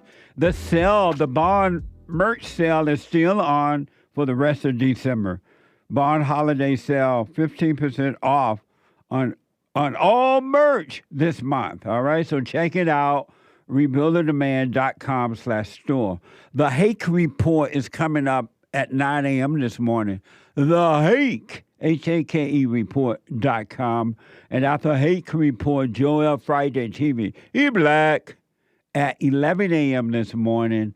And at 4 p.m., The American Anchor Baby at 4 p.m. Pacific time. And a brand new episode of Punchie TV. Watch this. You are weak to a woman. That's what we know about. I definitely don't agree that you have to be successful at everything you do. Do you think that family is success? I think that people have family that is not successful. Family just means you are weak to a woman. That's what we know about you. Right. Like, we don't know much, but we know that. I feel like family can be successful if you can bring all your family to Christ. Yeah. There's no such thing as a 9 or a 10. Okay. A gorgeous, perfect person is an 8. God have mercy upon us. What do you say when you say you see a 10? I just say, fine. How do y'all see the Kardashians? I just want to. It's not supposed to be that firm, my friend. It's not, It's not supposed to feel like that. We're not talking. We're talking You gotta grow up. Derek's too young to know the magic of plastic surgery and makeup. I mean, hey, I'm not against it, but it helps. Kim is a striking beauty. She before and after she was a 10. But 10. Oh, okay. But it was there's some weird exaggeration stuff going on that I don't like. It's like excess. I'm not black.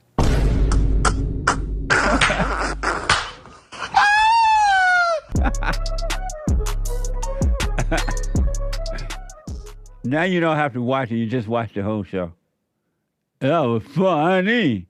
At 2 p.m. today, the Punchie.tv on YouTube and PUNCHIE.tv. Check it out. Amazing. That is funny. I have not seen that one. Amazing. Let me go back to Mimi. Mimi from Georgia. Mimi, do you understand that all you got to do is just go back to the becoming present, working on you? Yeah, I don't know. Like I said, something kind of just hit me in the last week that all of my problems are inside of me. Yeah. And yeah. So but Georgia is very, very, very, very, very, very beautiful. So you like Georgia itself, huh? It's gorgeous. It's just so pretty. It's so clean. Yeah. It's just really, really picturesque coming from somebody from California, and just the land and the space. It's just really pretty out here. Yeah, it is. At one time, I thought I was going to live in Georgia had I not moved to California. But once I moved to L.A., I was stuck. Yeah. I have been missing LA recently, which is hilarious because I never thought that day would come. Well, I and others definitely miss you around here, and you have been missing some of the most amazing women's forum I've ever seen. It's been it's been like off the chain. Yeah, I can only imagine. I was listening to some of the fellowships recently, and I just was like, "Wow, it is getting deep." Yeah. So, God is with us. Do you know that Diane moved to Abu? San Diego. Yeah, Abu moved. Yes, I talked to her. Maybe her and Christy. I talk to them once a month. Oh, nice. Just about. Yeah. Right on. Yeah. She moved. We've been even thinking about doing a podcast, which is funny, but maybe God is always working. That's right. Amazing. You have made my day.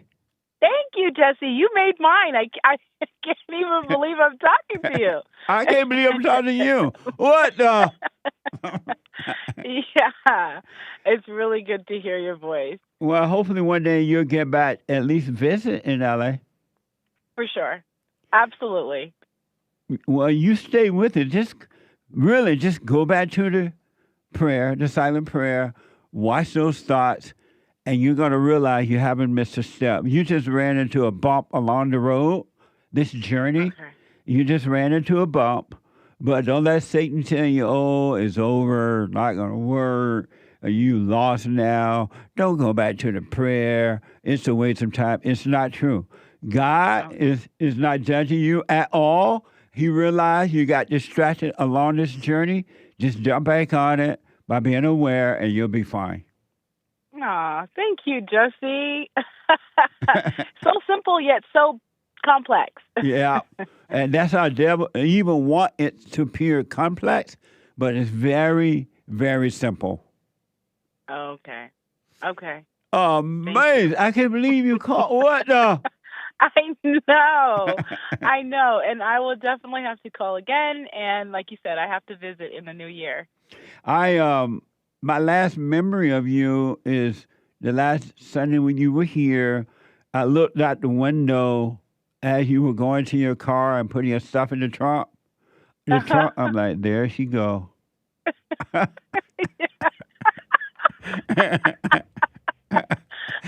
Oh, You had a carload of stuff on your way somewhere. Yes, I made it. I'm in Georgia for sure. Right on. Well, Merry Christmas, Happy New Year to you. Make sure you call again. And just get back on track. That's all you do. Go back to the silent prayer. Pay no attention to what the devil tell you in your mind about what did or is happening. Just pay no attention to that. Get back on track by being aware, and you're fine. It's all as well. Okay. All right. Well, Merry Christmas and Happy New Year, Jesse. Right on. You too. Amazing. Thank you. Bye now. Okay. Bye. That was Mimi. What the? Lord, have mercy. Elizabeth is the first-time caller out of Rhode Island. Elizabeth, welcome to the show. You're on the air. Buenos días, Jesse. Dímelo, ¿qué lo que? Maravilla. Hola. Sí, señor. Gracias. Just want to wish you Merry Christmas. My husband has been listening to you for, I think, over 2 years. And I've been listening to you for over a year, and it's made some amazing changes in our lives. And we are both working on ourselves, right on. Doing the silent prayer. Even our son is doing the silent prayer. Right on. And just, living each day in the present and not bringing up the past or thinking too much forward in the future, but just enjoying each day. Wow. Merry Christmas to you and your family, too. And if you stay with it, and I want to encourage you to stay with it. Matter of fact, our theme for this coming year is to practice staying present. That's all you really need to do, and everything else will be worked out. So stay with it, stay with it, stay with it. And you have not seen anything yet. It gets better. And I've noticed, too, when I am present, that sometimes those voices want to come in, bringing up stuff from the past. Yeah. And now I can just see it, and I recognize it, and I dismiss it. I don't have to entertain it. But once you realize it, then that's when you really start working on yourself. Absolutely. Absolutely.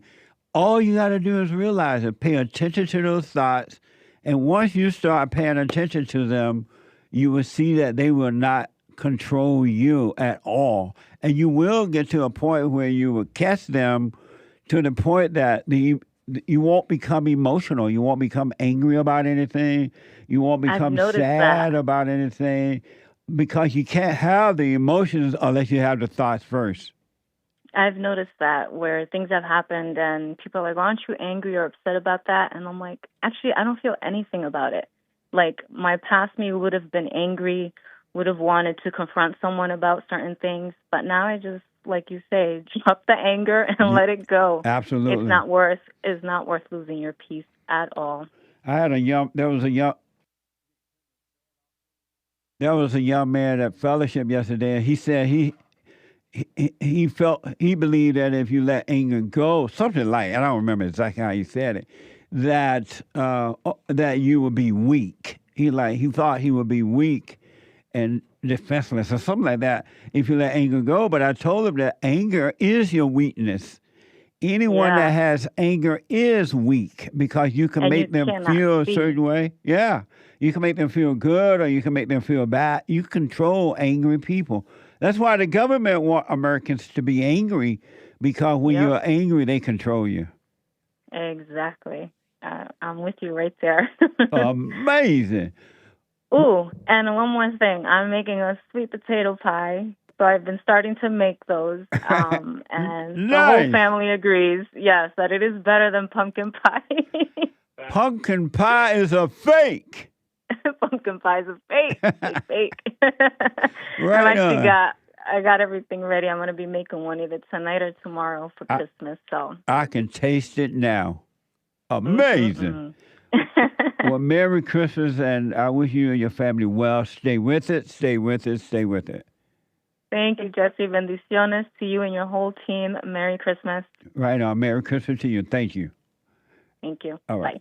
Bye now. Amazing. Daniel from South Carolina. Daniel, welcome to the show. You're on the air. Hey, Jesse. Good to hear you again. Hey, Daniel. Merry Christmas. I called you years ago, dude. Years ago. Like 5 years ago? Yeah. Time goes by really fast. Yeah, it does. You gave me advice about this girlfriend I had, and you told me to dump her so fast to make her head swim, and I didn't, and I regretted it. See, I rest my case. And why you didn't dump her? Why didn't you dump her? Oh, I wanted her too bad. I wanted her. Yeah.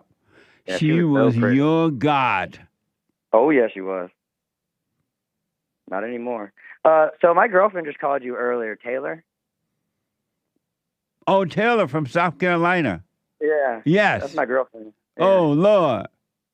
Yeah, you told her to dump me. What's wrong with you, man? Well, I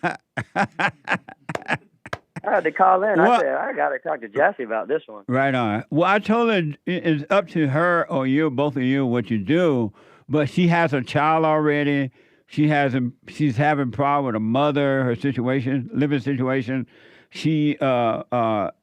Children do not like step parents. And why do you want to? You jumping out of the frying pan into the fire.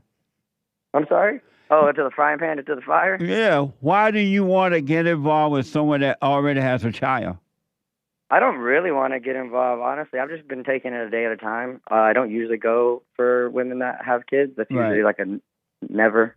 That's usually like a no-go. Right. But it just kind of happened. So, and she just seemed decent. And when I say decent, I know nobody's good, right? Everybody's screwed up. Right. But she seems very willing, willing to obey, if there was a good woman, she'd be close, but she just needs to forgive and drop her anger. And once she drops her anger, she'd be fine. And then other than having a son. But him being so young, I didn't know if that changed it any. Because I'm not trying to come in between the father and her. And I told her she needs to tell the father that he can see him. I like the fact that you pointed the right way for her. You know, you tell him to forgive, return to God. And that's good that you're being that example. But to get involved emotionally like that is not good for you or her or the child. And I want you to think about this. She said she's starting to work on herself, and I believe that. But you're getting involved with a woman who already has problems. And as you become closer to her emotionally, those problems are going to come out of her. They will only get worse, and you're not going to be able to handle those either. Because it's like buying a used car that already has problems. Why don't you just seek the kingdom of God and allow Him to add a woman onto you if need be? I'm fine with that. I'm for that. I'm not against that. Right. But God is not going to give you a woman that already has a child who's still angry. And even though she says she's going to start forgiving, working on herself, but He's not going to give you a woman that's already screwed up. How's that? All women are screwed up. No. You're right in that they all are, but there are some who are starting to work on themselves. Okay. But you could. I'm not telling y'all to break up. You could stay with her if you want. What's the point, though? What? What's the point? Of what? what? A waste of time. What's the point of what? What's the point of dating if you're not going to be married? That doesn't make sense. You want to marry her? I don't got time to play. I'm 29 years. I'm about to be 29 years old, man. I can't you about to be 29? Yeah, I'm 28 right now. But you're so young. Man, once I hit 30, I'm thinking about taking myself out. I think I got about a year. Take yourself out where? Out back. What do that mean? Out to her house? No, suicide. Oh, suicide. Yeah, I'm joking. Oh, okay. I'm saying I'm getting old. Anyway. But you're just 28 years old, man. What the? Yeah. But yeah, no. But seriously, so that's really what I wanted to ask. What's the point? Because I don't see a point of. I want to do the right thing, and I'm not. As I said, I'm not sure. I asked my father about it. He's a Christian, he's a preacher, and was a missionary and stuff. And he said that it's not necessarily disqualifying, but from what I know, it usually is. But I didn't know. I wasn't sure. What the point? What's the question? What's the point about what? I was asking about. Oh, what's the point of continuing to date her if it's the wrong thing? Well, it's not wrong. You should Because deal. you said just you could still date, but that doesn't make sense to me. What's the point? You can date just so you can learn how to deal with women in the right way. You can date, maybe we'll end up you're getting married, but just don't date with any ideas in your head. Don't date with the idea, this is my wife, or I'm looking to see. Just have no plan and have a way to see. So since you guys are already dating, let's say you decide you want to still date her, right? But don't date her with any plans in your mind. And that way, if you end up getting married, it'll be fine. And if you don't, it'll be fine. But if you date her with ideas and plan in your mind of what you think you want, you're going to be disappointed one way or another. I understand that. I don't actually, I do approach it that way. Yeah. I would be fine either way, but I just don't. So just date her. If you want to still see her, date her. Do it in that way for now and see what happens. But don't have any plan in your head about marrying her or not marrying her. No, I don't have a plan other than the practical plan that when you date somebody, you date for marriage. That's the only. I'm not all into it like that, if that makes sense. But right. it is. I mean, I talked about that the first couple of days I met her. But I talked about, what I want. And when I say what I want, I mean eventually what the purpose is. Not like I want it, like I need it in that way. Because you have to be practical, you know. She definitely has to work on herself right now. She got a lot of stuff to deal with and overcome because she is a single mother living with her mother, and they're not getting along. So she's angry. And she didn't do. But I got to run down. Here's what I recommend. Do what you want to do in this situation. And again, if you continue to date her, don't date her with the idea of married or not married. Have a way to see. So is it wrong? Is it wrong? No. It wrong? It's not wrong nor right. Okay, because I was just thinking about it in the, what was I going to say? I just lost my train of thought. I feel like you. You black. But yeah, it's neither right nor wrong, Daniel. You're just a girl you're dating right now and see what happens. Okay, so I can just do that? Yeah. Oh, I was gonna say yeah, I have told her before that I'm not gonna marry her while she's angry. I have told her that, and she understands that. Right on. So I don't want it so much where I'm gonna overlook that, you know. Right on. Well, don't tell her you're not gonna marry her while she's angry, because now she can pretend that she's not angry. She can't pretend. She can't pretend. I see that from a mile away, bro. Right but on. I'll let you. All right. Hey, good to hear from you again, and thanks for taking my call, man. Right on. Merry Christmas. Merry Christmas. All right. 888-7753-773. Let me go to New Jersey and talk to the first-time caller. Is it MENA? MENA. Yes, MENA. Thanks, Jesse. Welcome to the show. You're on the air. Yes, thank you, Jesse. I want to say Merry Christmas, and I've been a big fan for a while. I've watched your clips and your podcast. I think you're a really positive influence. And I wanted to bring a societal concern to you and ask you how we can make it better potentially. Merry Christmas, first of all. Thank you. And okay, go ahead. All right. So my family comes from Egypt. We're Coptic Christian. I'm an American, born and raised. I love this great country. And I saw you tweeting something about this, and it looks like you have a similar perspective as I do. So the divide between the whites and the Jews, I think, is becoming very destructive for our future. I see a lot of them fighting online. The whites are blaming the Jews for many things, and the Jews, they're fighting back. And I think that they're both shining examples of how minorities like me and you should, strive for success in this country. And I think, they've been steering us the right way, but the way that things are going right now, a lot of infighting. I saw your tweet about an Fuentes and the Jews, and I saw you get a lot of backlash on that. And I wanted to know, how can us as minorities who respect both of them for being very successful and always guiding us in the right way for so long, how can we, advise them that they need to work together and come together and not spew hatred? Well, there is nothing that you or I can do about that, and so we shouldn't even try. But we could be an example of what, love, meaning that not to hate anyone or be angry at anyone. And then some might see that and most won't, because most people love their anger and they love blaming and feeling like victim.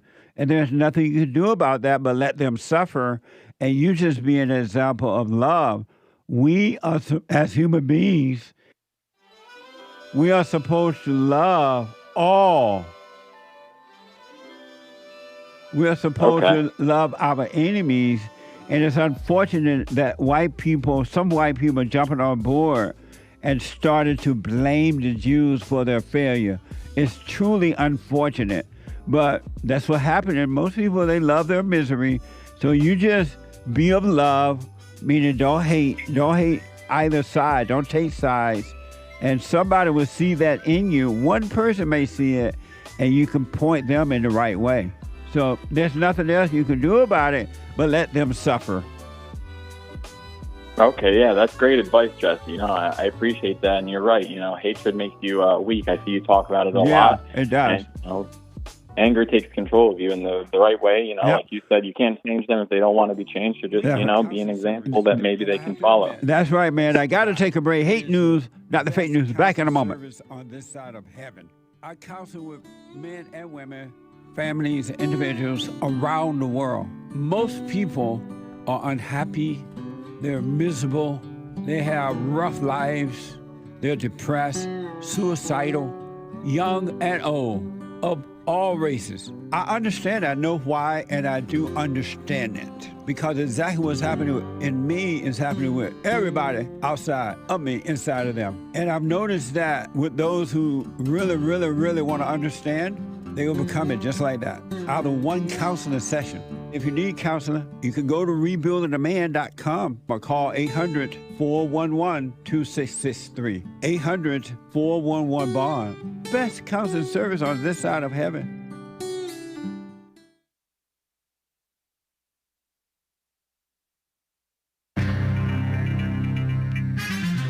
Some serious mess going on in the world, such as the Starbucks strike.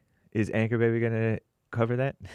Death row sentences taken away except for the whites.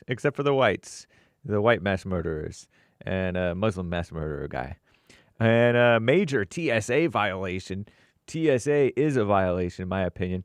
70% of buildings are sinking in Sunny Isles Beach, Florida. Remember where they had that partial collapse and it killed 98 people? Terrible. There's a major attack on Justice Clarence Thomas and Alito, by the way. Give me a break. And drones are a growing issue around the military bases. This is the end of hour 2 of the Jesse Lee Peterson Show. It is Female Monday, almost Christmas Eve, guys. December 23rd, 2024. There is one line open. You can call in to get on hold, to get on air with JLP right now during Hake news, not fake news. And he'll get back to you. By the way, after the Jesse Lee Peterson Show, the Hake Report, and I have a guest co-host with me today, Big Bump. Big Bump will be joining me. And then after that, Joelle Friday TV, and then Punchie TV, and then American Anchor Baby. We're live today and tomorrow, okay? Today and tomorrow. And then after that, we're gone Christmas Day through New Year's Day. No radio shows. Christmas Day through New Year's Day. We will have church on Sunday, though. Nice. Starbucks strike. A strike began last week against Starbucks. Reached 9 states on Sunday per the far-left LAMO union representing the workers, so-called. The Starbucks Workers United said baristas in Missouri, New Jersey, New York began their strike Sunday after locations in Colorado, Ohio, and Pennsylvania had joined the strike Saturday. So-called workers, walked off the job on Friday in Chicago, Illinois, and Seattle, where, I don't know how to count with my fingers, where Starbucks is headquartered in Seattle, by the way, and opened its first location in Seattle.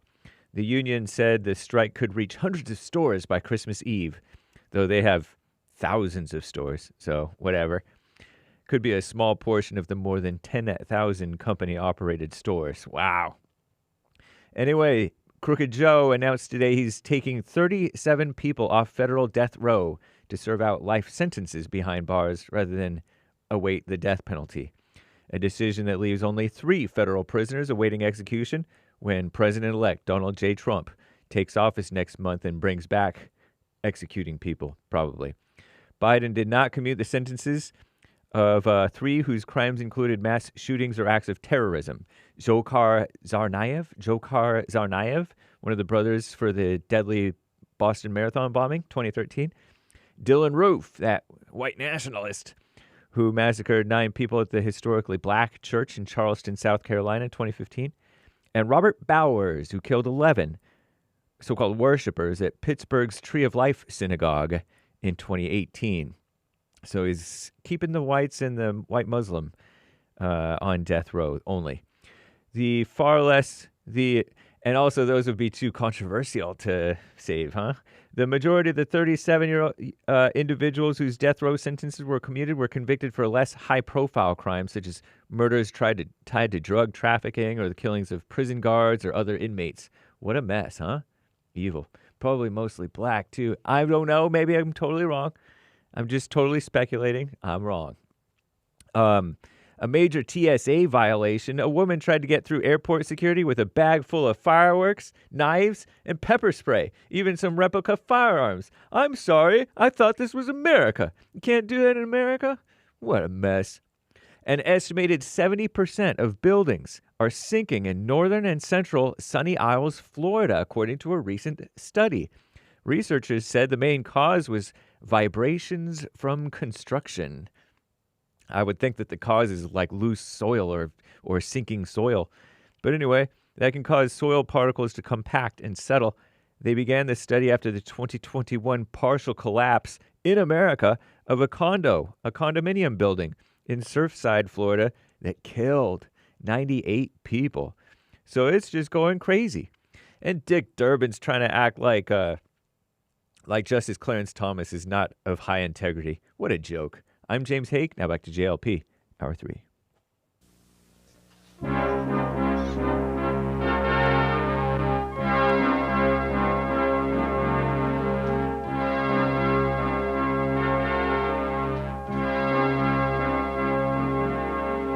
Somewhere in the world today, men have got to stand up strong, think the truth about themselves, to understand what went wrong. I know we can find a way. I know we can find a way. I know we can find a way to stand up, stand up, stand up.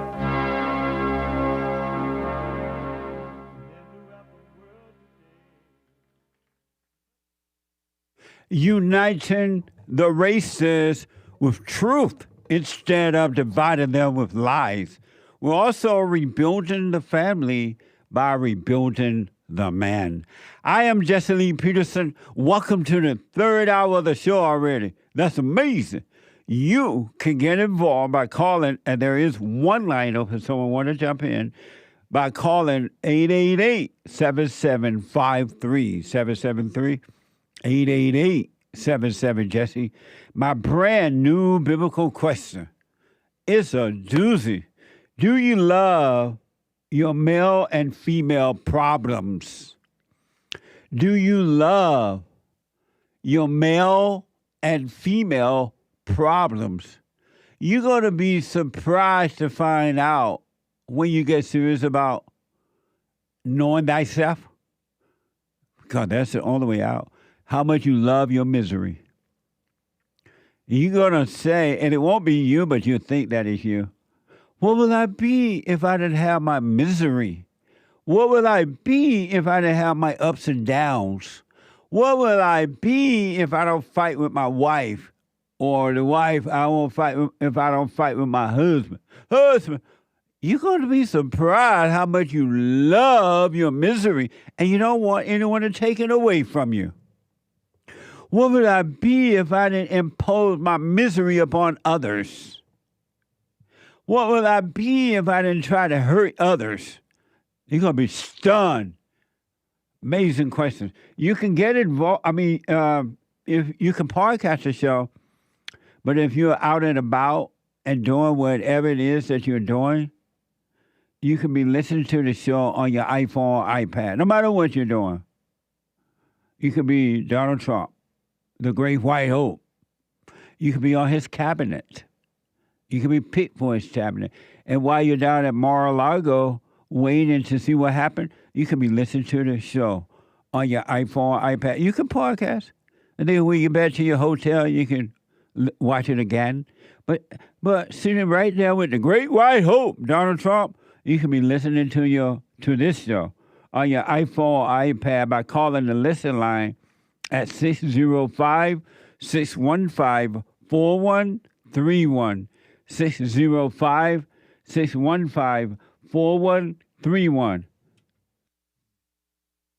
And to donate and have your comments read out loud, go to Buy Me a Coffee. BuyMeACoffee.com/JLP Talk. Or Bond JLP Cash App. Merry Christmas, y'all. Bond JLP Cash App. Thank you all so much for helping us to help others. And I'm glad I don't have to ask a lot of time because you have common sense. You say, you know what, let me help Jesse to help others. What y'all? And thanks for your donation. Tax deductible, all right?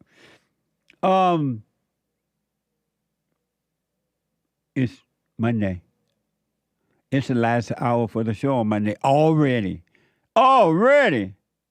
And every Monday is let it be written, let it be said, let it be known. Female Monday. All my life I had to fight.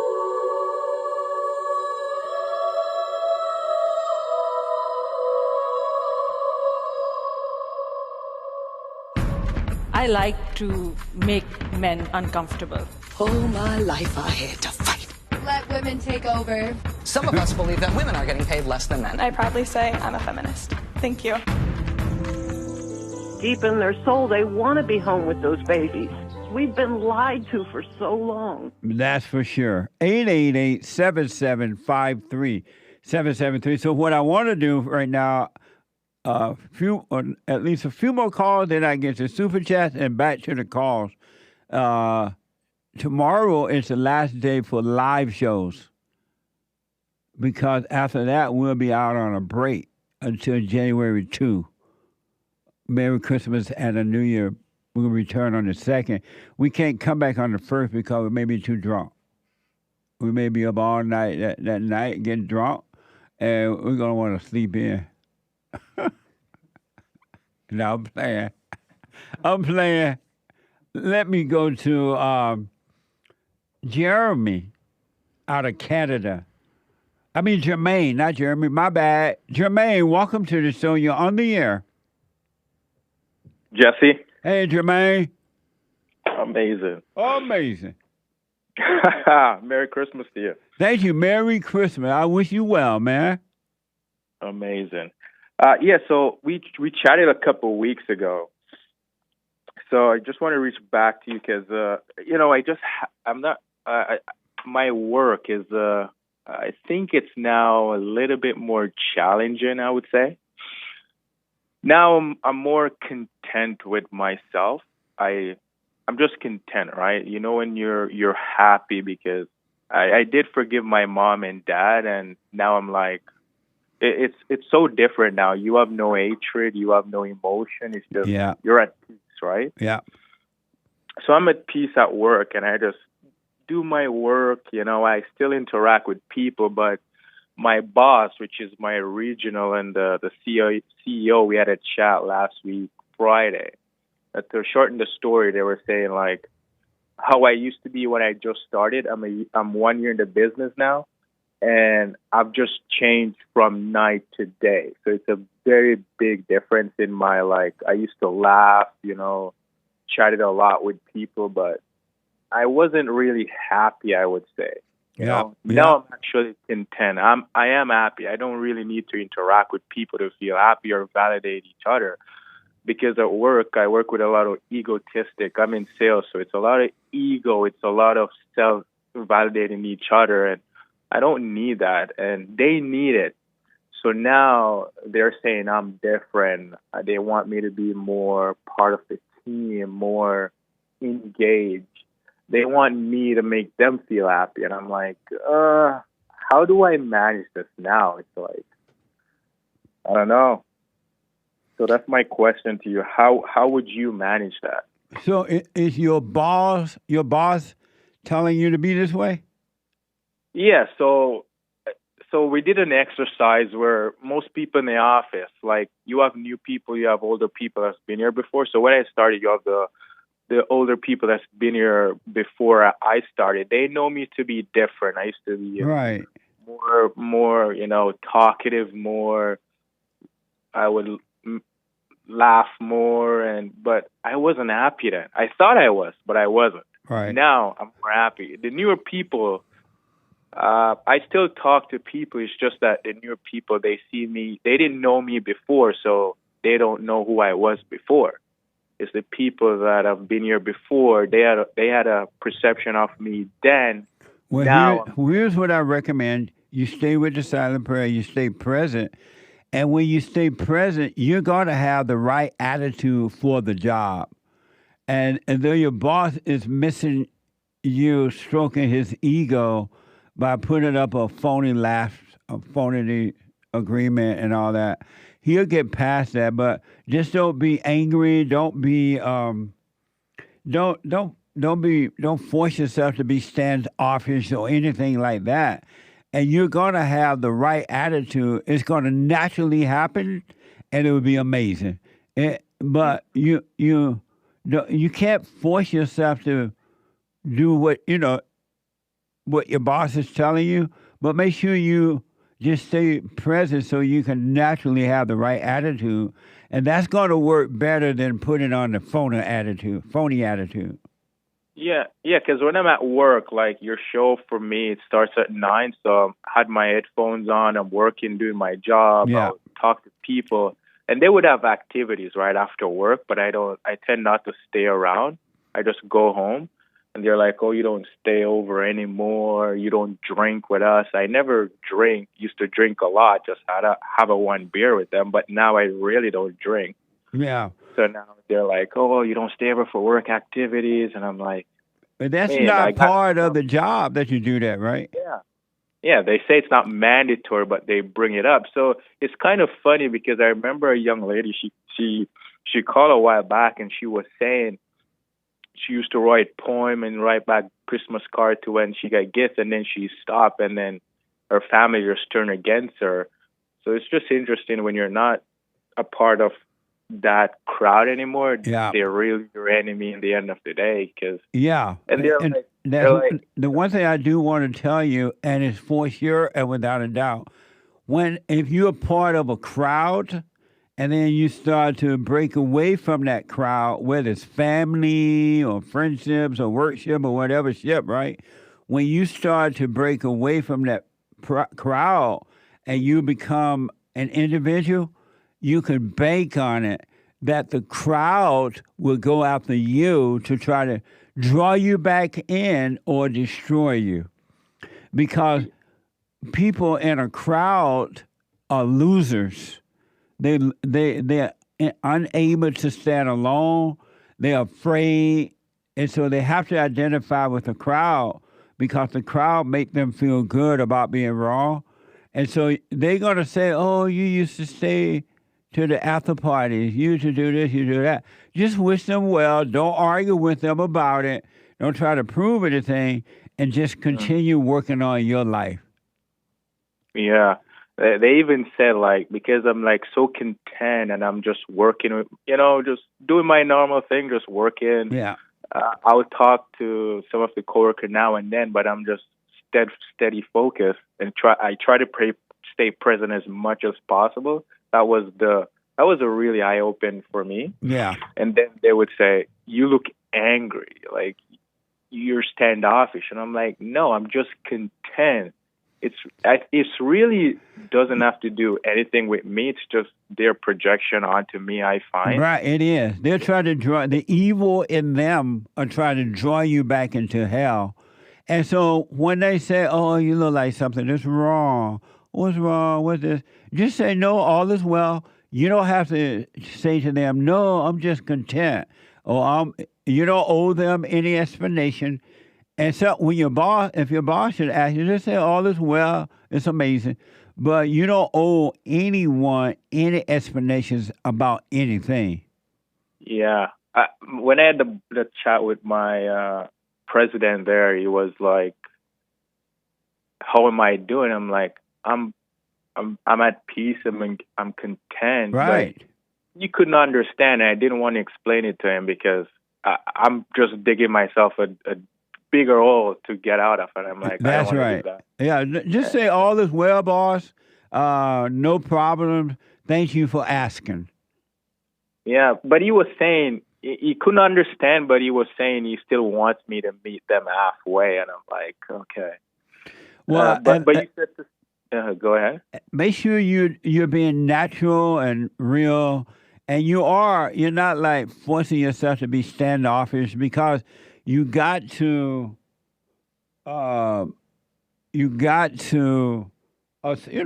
socialize. We're social beings, so you should socialize with your employees sometimes, and so just don't intentionally be standoffish.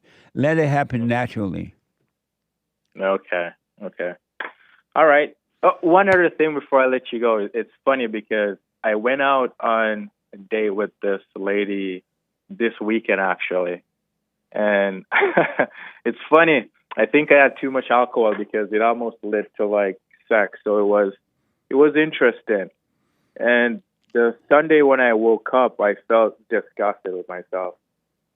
It's like when you say you don't want to have sex if it's not for kids, and before married, you were married and then sex is for kids. Right. It finally hit me what you meant by that, because I felt it. It's like, I don't want to do this if it's not for having kids. It's a weird feeling after. Right on. It was a lesson for me to see, like, the flesh is still strong, but something for me to work on. But it just shows, like, yeah. Well, when that happened, God forbid it happen again, but if it should, don't judge it at all. It's enough to see it, and because if you make yourself feel disgusted about it or feel ashamed, you're more likely to do it again because you're getting caught up in thoughts. But if you just see, "Oh, that was stupid," and just let it pass, don't make a big deal, you're less likely to do it again. Have no opinion about it. Yeah, I'm definitely less likely to do it because I don't know. I got caught up in the thought. It was because of the alcohol. But it's interesting how you won't get drunk with the people at work, but you get drunk with this woman you meet. Yeah, it wasn't planned. Not one. Of course. Yeah, and it was. I don't know. It just ended up happening, and then too much alcohol for sure. So I'm like, yeah, that's something I got to work on. Amazing. Yeah, Will you stay with it? All right, sounds good, Jesse. Stay with it. Stay with it. Stay with it.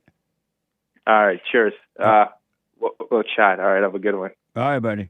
Amazing. 888-775-3773. Let me just take George real fast out of Canada. George, welcome to the show. You're on the air. Hi, Jesse. Good morning. How are you? All is well, George. I want to wish you a Merry Christmas to you and your staff and all the best in 2025. Thank you, man. Merry Christmas to you as well. Thank you. I just want to say this is my third time calling and getting through, and I'll tell you one thing. You've definitely changed my life and opened up my eyes and definitely made a better life for me, and as well opened up my family's eyes as well. So I just want to commend you and thank you, because you are the great Black hope. So I thank you. Amazing. Stay with it. Stay with it. Stay with it. Yes, absolutely, sir. I do have one question for you, okay. And this is just regarding my sons. And I know that you have said before, normally you want your children out of the house, at the age of 18 and be men and start living their lives. And I totally agree with that. And I was hoping my sons would do that as well, but here we are now, like at 22, 20, and 18, and they're still living at home. And things are a lot more different here in Canada in regards to housing and the cost of things. And they're I can't say they're bad sons. They're not doing nothing bad. Like they're not into drugs or drinking. They do work and go to work every day, and they're trying, right? But my question is this: is like I've always actually asked them to work together if possibly, as a collective, to try to buy something together, like a house, and then go forward by moving on from one to another and help each other out, right? But That's a nice idea, yeah. Yeah, and like they haven't been too open and warm to that suggestion, and I'm not too sure why. And I did go to my sons and I did apologize to them for anything that I possibly could have done wrong. And my oldest and my youngest have no problems with that. And my middle one seems to be hot and cold, and he still has his mama's spirit, and I don't think he realizes some of the way he carries on is like his mom, you know what I mean? And yeah. And I can't convince him, because I agree with you. You can't convince a person unless they see it for themselves. Right. But my question is, like, right now I'm in a predicament where I do have a little bit of money, and I thought about for Christmas was to give them the opportunity, like not just give it to them, but like say, here's an X amount of dollars, where it's a good chunk of change to put a down payment on a house as a gift. But I'm kind of second guessing myself, and I'm just having a hard time with that decision to know if they don't want to do it on their own. I don't want to push them to do it, but then it's going to fail at the end, if that makes any sense. Do you know what I mean? And so your question for me is what? Is would it be okay, or do you think it's the right choice for me to say, here's about $15,000, try to take that money and buy a house and work together as a down payment, and then you guys just go there and own a house and make payments on the mortgage, No, do not do that. Do not do that? I recommend you not do it, because they're going to take that money and waste it. If they can't get up on their own and start doing it for themselves, they're just going to take advantage of the money that you give them. Are they paying rent right now to you, to live with you?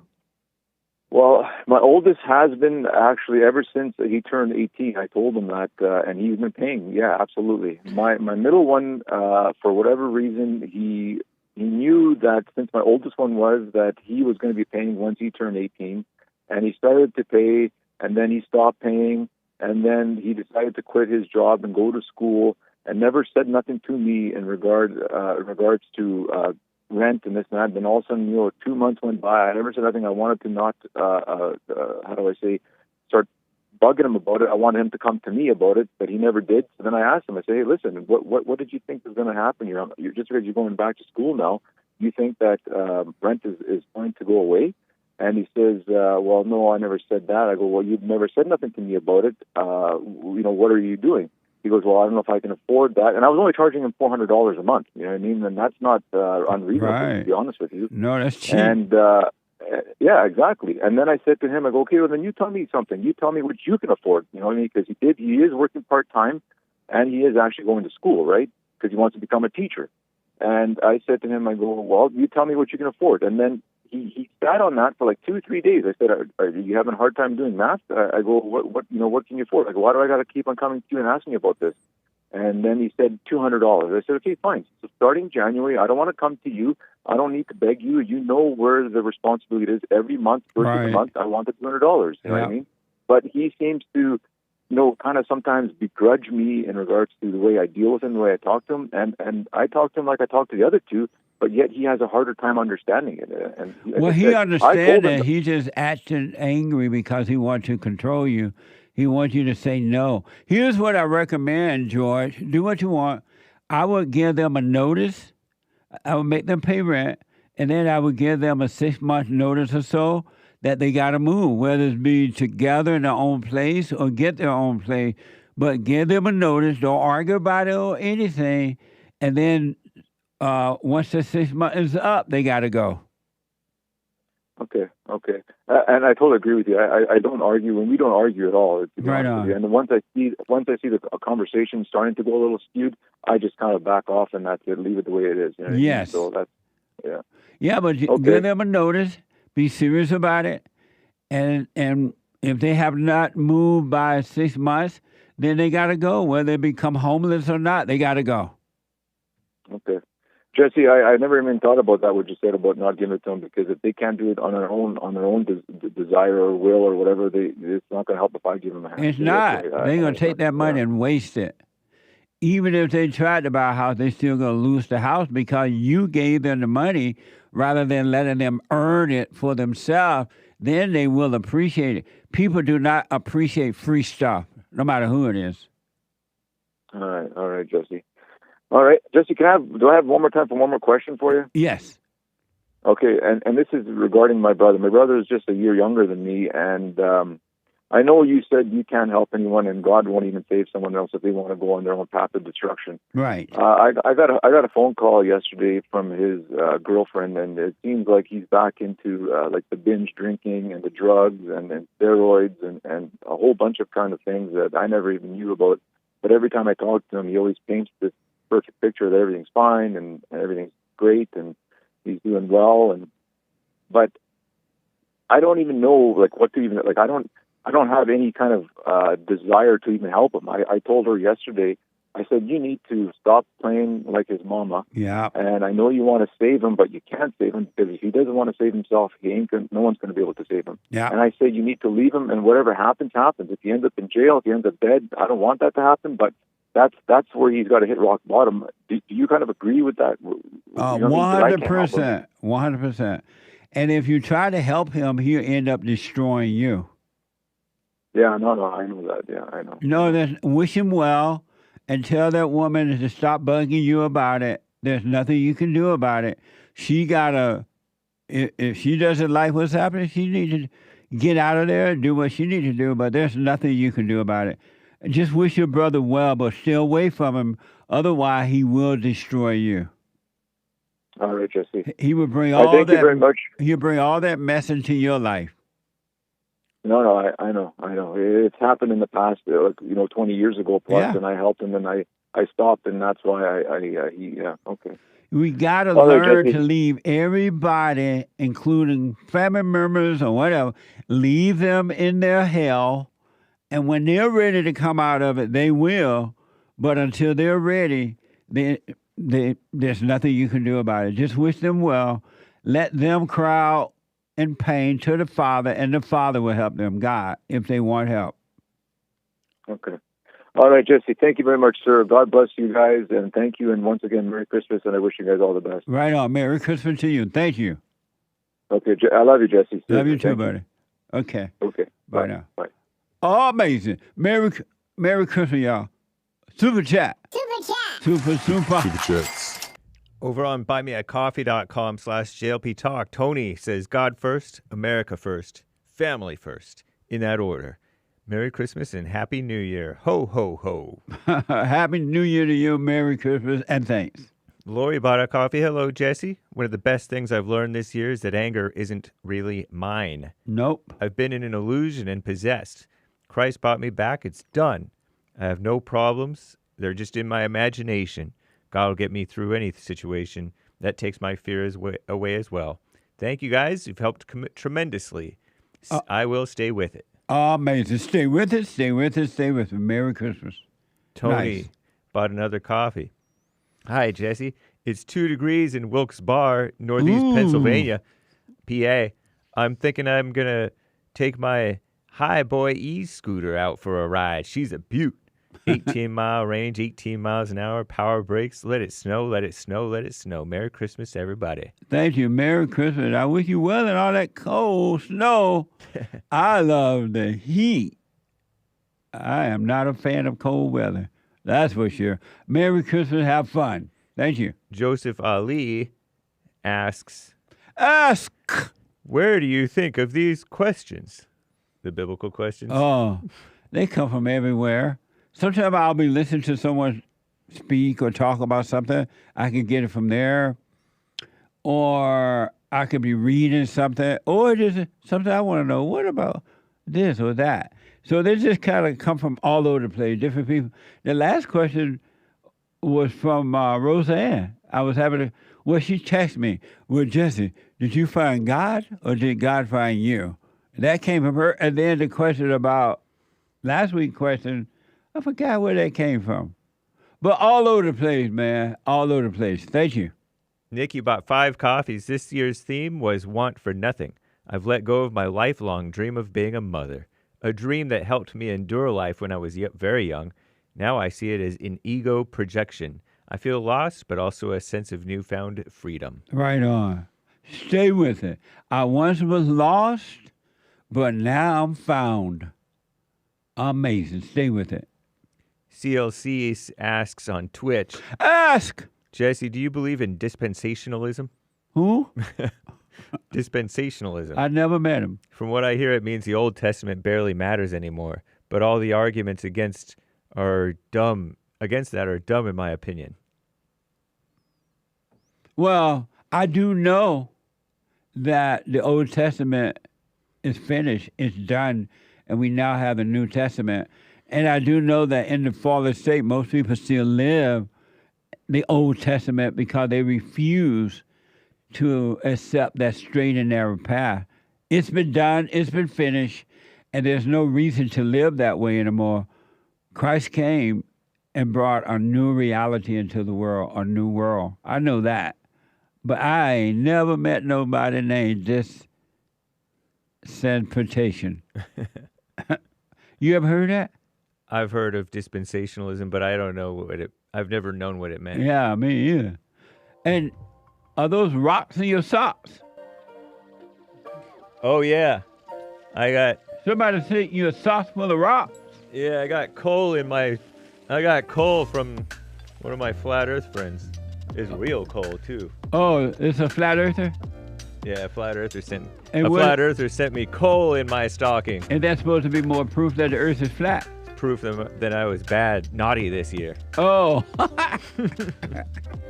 Because Santa gave me a stocking full of coal. What the? That's some serious coal, too. Thank you for your super chat. Let me take a quick break, and we'll come back and finish up on us. The treasure chest is now open on D-Live. Back in a moment.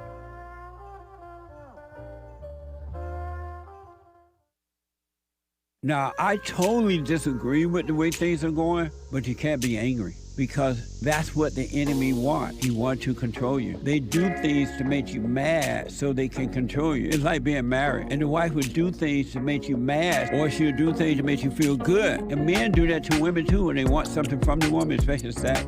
They'll make her feel good or they'll make her angry. And the woman's gonna have to say, you don't want to be angry. You want to speak up. You want to disagree with what's going on. It's wrong, but do not be angry. Then you won't have fear. You won't have doubt. You won't have worries. You'll be able to see, but you got to stay away from anger. That's why you must forgive your mothers and your fathers so that you can overcome the spirit of anger. It's a spirit and it's wicked. Nothing good in anger because it has no love, folks. You need love to defeat evil. And love is not a weakness. It's a strength. It's from God. It's His nature.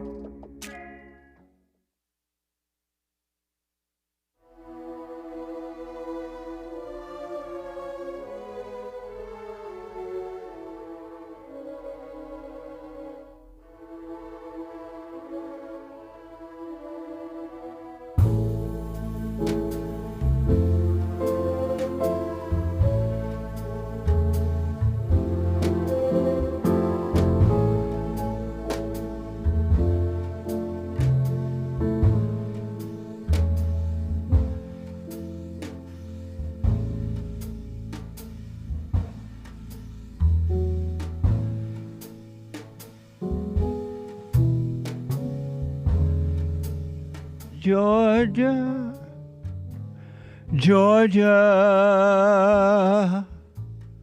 Georgia on my mind. Georgia, that sweet old Georgia, Georgia on my mind. Amazing. The Hake Report coming up at the top of this hour. TheHakeReport.com from 9 to 11 a.m. Pacific time. The guy with the good hair. And then at 11 a.m., Joel Friday TV. E-Black. Amazing. Joel Friday. And then at 2 p.m., a brand new episode on Punchie TV.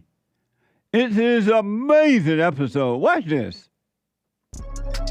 I definitely don't agree that you have to be successful at everything you do. Do you think that family is success? I think that people have family that is not successful. Family just means you are weak to a woman. That's what we know about you. Right. Like, we don't know much, but we know that. I feel like family can be successful if you can bring all your family to Christ. Yeah. There's no such thing as a 9 or a 10. Okay. A gorgeous, perfect person is an 8. God have mercy upon us. What do you say when you say you see a 10? I just say, How do y'all see the Kardashians? I just want to. It's not supposed to be that firm, my friend. It's not, we're not supposed to feel like that. We're not talking, we're talking you gotta about grow looks. up. Derek's too young to know the magic of plastic surgery and makeup. I mean, hey, I'm not know. against it, but it helps.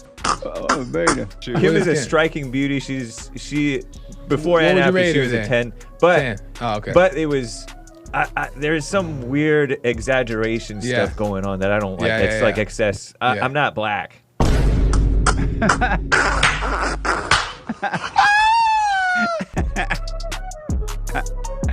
Amazing. Punchie TV on YouTube and Punchie.tv at 2 p.m. today. And then at 4, the American Anchor Baby. The American Anchor Baby. Are you flying today? No, not today. No. You don't fly no more? No. Oh, beta. I gotta. Maybe later, right? Maybe later? Maybe another day down the road. He might fly. I thought he was just not set up right now. Well, you speaking for him, Mama? I overheard him say that last time you talked to him about this. But he might not want you to tell it now. No, this is He said exactly Well, he what's act like happening. he doesn't know. No, this is what's happening. What? I've said this multiple times.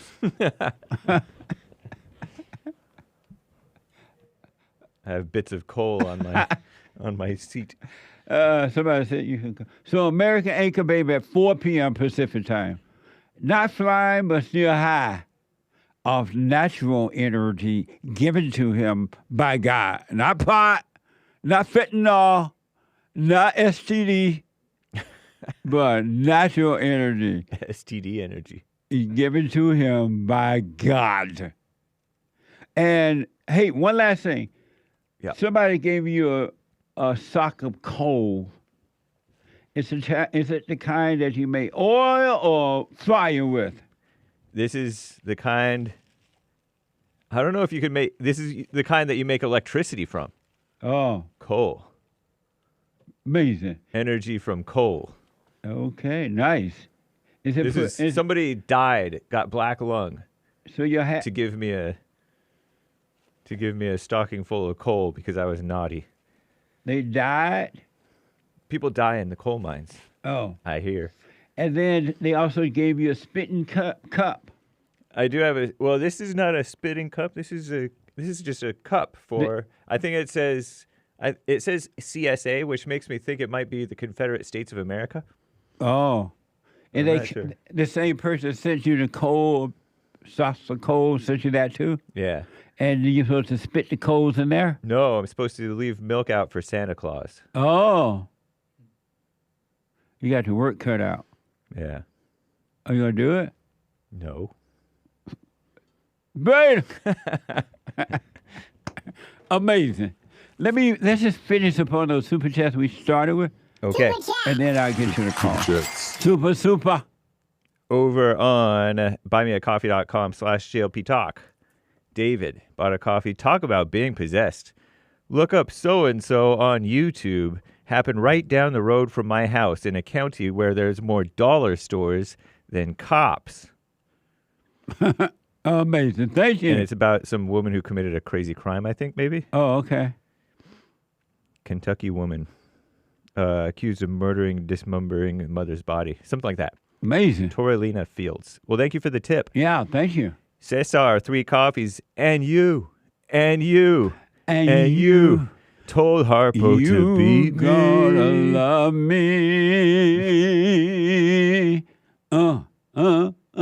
You love me. Love me. You gonna love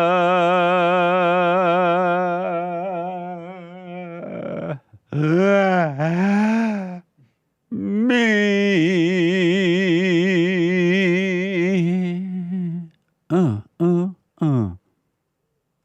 Amazing. He says, instead of "you're gonna love me," he says, "Told Harpo to beat me." Merry Christmas, y'all. Thank you. You told Harpo to beat me. All my life, I've been beat by men. My daddy, my brothers, my uncles. I ain't gonna take it no more. What the? David on Cash App, keep opening eyes, my brother. Thank you, David, and thanks for helping us to do that. Thank you. Daniel, who just got on air. Daniel in the lion's den. Before he got on air, he said, "Taylor's BF here, boyfriend. Let me call in, darn it." Laughing face emoji with tears. When he got in, right on. Urinal Chills on Rumble. You got to know how to rumble. Says, hold up, Hake ain't black. Because I said I'm not black. He's not. He think he is, but he's not. Indeed. Amazing. Lori bought our coffee. I said that on Punchie TV. Lori bought our and then I got a side eye. I know. I didn't know I got a side eye. I wonder if that was edited in. From there. They're like, what the? Lori says, biblical question answer. Do you love your male and female problems? She says, I've been reflecting on my so-called problems. I did love them so much that I was creating problems repeatedly. Now I know not to judge situations as good or bad. Just stay present with God and see all as well. It's all illusions, really. Right on. Stay with it, stay with it, stay with it. Right on. Derek in Nashville, 15 coffees. Thank you, Derek. That's amazing. In response to the precocious young man at church, I can prove Santa is real. Every year I make homemade shortbread cookies that are so good, and they might just make you want to slap your mama. I leave him out with a little note for Santa, and he likes him so much he always leaves me a little coal to help me stay warm through the winter. Isn't that amazing? That's amazing. I wonder what that kid think now. Yeah. I rest my case. Merry Christmas, gentlemen. I remember when my grandmother used to bake those cookies and leave them out for Santa. And the next day they were gone, and we knew Santa had taken them. Amazing. Merry Christmas. I'm going to make sure the little kid hear that, I think. Yes. You need to know. If Santa isn't the one eating my cookies and bringing the coal, who is? Who is? Amazing. Thank you. Ryan bought 3 coffees towards the grant. Merry Christmas, JLP and crew. I miss you guys already. Right on. Thank you, Ryan. We miss you. And thanks for your support. Amazing. Hokaji C bought a coffee. I turned 42 this year. Feel like it's all over now. Like I got 10 years left or something, LOL.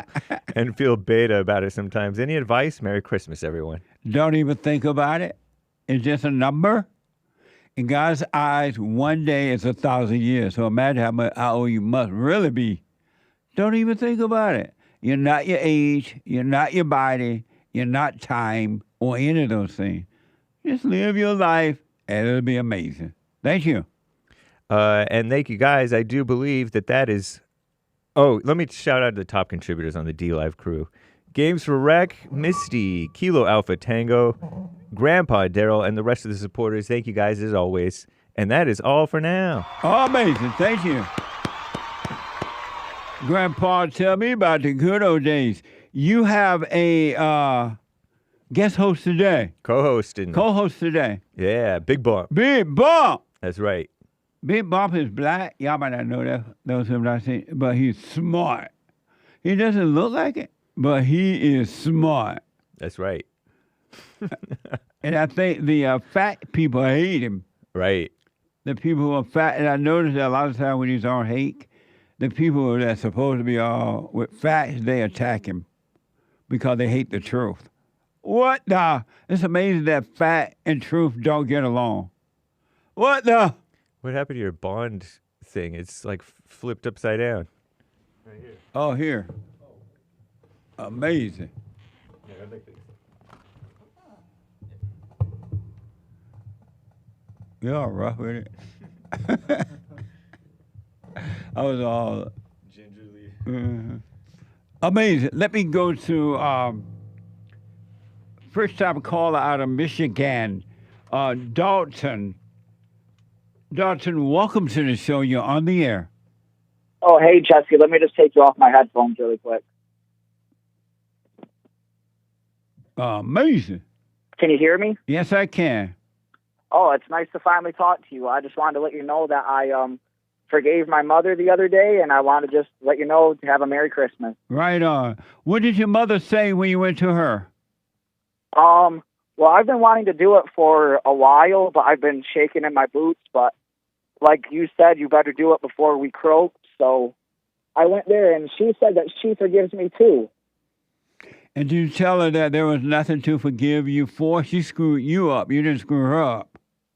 Exactly, and I knew that, but she just I feel like she just wouldn't even really know. And like you said, words, like human relationship with words, we really don't even know what we're trying to do. So I just forgave her, and I just accepted that she said she forgave me. Right on, man. That's amazing. And how about your father?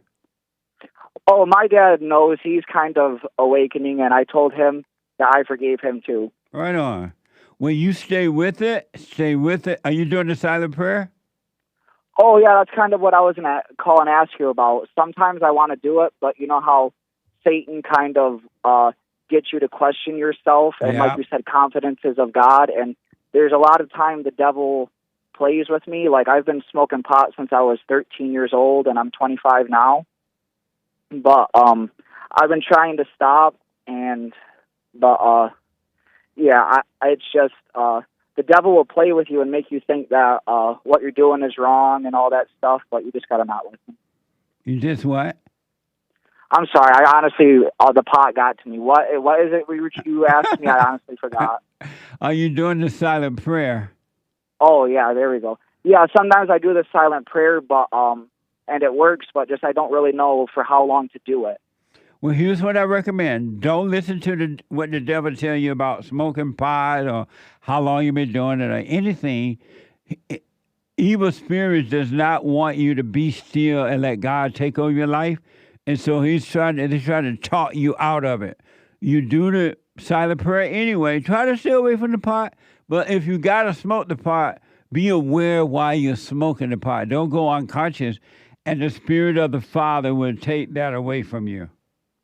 Oh, yeah. I mean, I hear you say that all the time in my head, and I know that. Oh, and another thing about forgiving my mother, and it's like the devil was trying to make me feel like it's, just going to be some big spiritual thing. And like I felt like if I forgave her, and then let's say a few days later, if I was angry at her, that, it wouldn't be worth it. So what's the point of forgiving? But it's kind of like every single moment is a spiritual battle. Absolutely. And all you have to do when the thoughts come that you're angry or you feel that emotion of anger, just watch it, do nothing about it, don't call it you.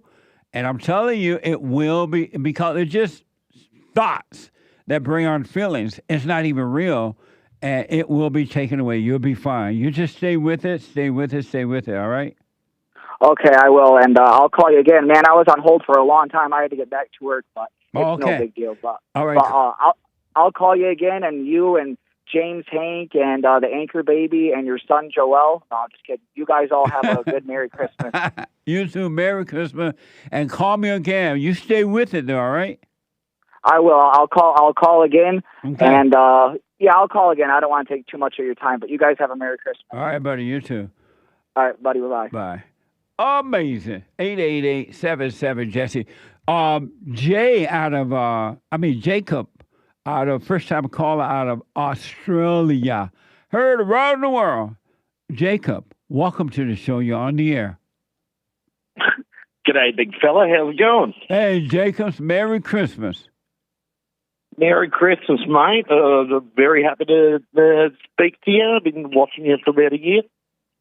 Right on. Thank you. Yeah. Just a quick question. I don't know how you put all the blokes that keep calling up all sound like they sit down to pee, mate. They're all girl blouses. I'm sorry. I don't know what you say. Say it. All the blokes that call up sound like they sit down to pee. They're all like wussy. All the blacks that call up? Yeah, the blokes. He said bloke, just bloke. The men. Oh, what about them? Oh, they all sound like girls, mate. They sound like girls? Yeah. They all complain. They all complain, mate. Oh, well, they're working on themselves. A lot of them are working on themselves because they don't understand they got to forgive. They got to drop that anger so that they can stop thinking and feeling like a woman. So they're working on it. Oh, okay, fair enough. Have you dropped your anger? Oh, mate. Oh, I don't have anger, son. Right on. Amazing. No. I don't know. I don't know. Sorry, I'm hard to understand. Okay, no problem, man. No problem. I appreciate your call. Yeah, no. I just want to let you know we're listening here in Australia, son. All the way in Australia. I totally appreciate that, man. And do you guys celebrate Christmas over there? Yeah. You just get shit-faced, drink like 20 beers. Oh, amazing. Well, Merry Christmas, Jacob, and call me again. No worries. You have a good one, big fella. You too, buddy. Merry Christmas. Yeah, mate. Okay. Thank you, mate. I like that. Why are you here, Jay McGann? Just in case.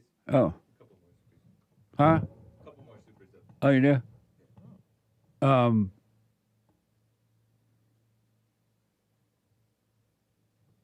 Let me go quickly to Trey out of New Jersey.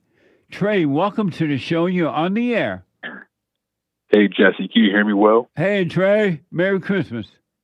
Hey, happy holidays. Thank Merry you. Christmas. Thank you. Great. We spoke in the past. You probably don't remember, but that's totally fine. Never ask a black man if he remembers. You're right. I forget a lot of stuff, too. All right. So, hey, question. Now, I hear a lot of conversations about, like, women in makeup, right? Yeah. Okay. So, is wearing makeup, like, a lie? Would you consider that to be a lie? Let's say you're out on a date with a girl, or you meet a girl, and she looks good, but then you see her with another, like, a different look, a whole different look, and it's all because of this dang makeup. Is she lying? I feel like you're lying to me because it's not who you are. I mean, now I'm shocked. There's you're a different person. There's nothing wrong with her doing it if she doesn't overly does it, and it's fine. It's the problem is when they overdo it and trying to, they pretend that they're different than what they really are. But a woman is supposed to have beautiful hair, nice body, nice hair, and all that, and look attractive for men. Wear earrings and look good. So because she's trying to draw the attention to the man, and she draw the attention with her beauty. So there's nothing wrong with that. It's just that in America today, because women are so unhappy and men are so weak, they're overly doing it because they're trying to get the attention to the man, but they're overly doing it. Right, yeah, like I don't mind the splash of makeup, like a little bit, like a little hint. It's okay, it's fine. Absolutely. But I had met this girl and we hung out in the past, and she was a white girl, by the way. And are you black? Very, very she black. White. Where are the white girls? They at the party. So hold up. So when I first met her, she seemed cool. She seemed nice, and everything was just a natural flow. Nothing forced, just a natural flow, right? Yeah. And then I invited her to my friend's cookout, and when she came, she was orange, and I said, "What the?" like, the makeup was that heavy that she turned orange, Jesse, and then like her neck was white, but her face was orange, and I'm like, oh man, this is a no. Yeah. And then so I kind of had to cut that off because it just seemed like you're overdoing it. You're not being yourself. Yeah. And it felt like you're lying. Like, you know, when I think of makeup, I think like, okay, the flesh is cool, but if you're putting a whole bunch on, now you're lying about how you look. Yeah. And you know, yeah, so you get what I'm saying. Yeah, they should do it if they want to do it. The natural look is always better, of course. But if they want to put on a little touch of makeup, you know, and there's nothing wrong with that, as long as they don't overly do it.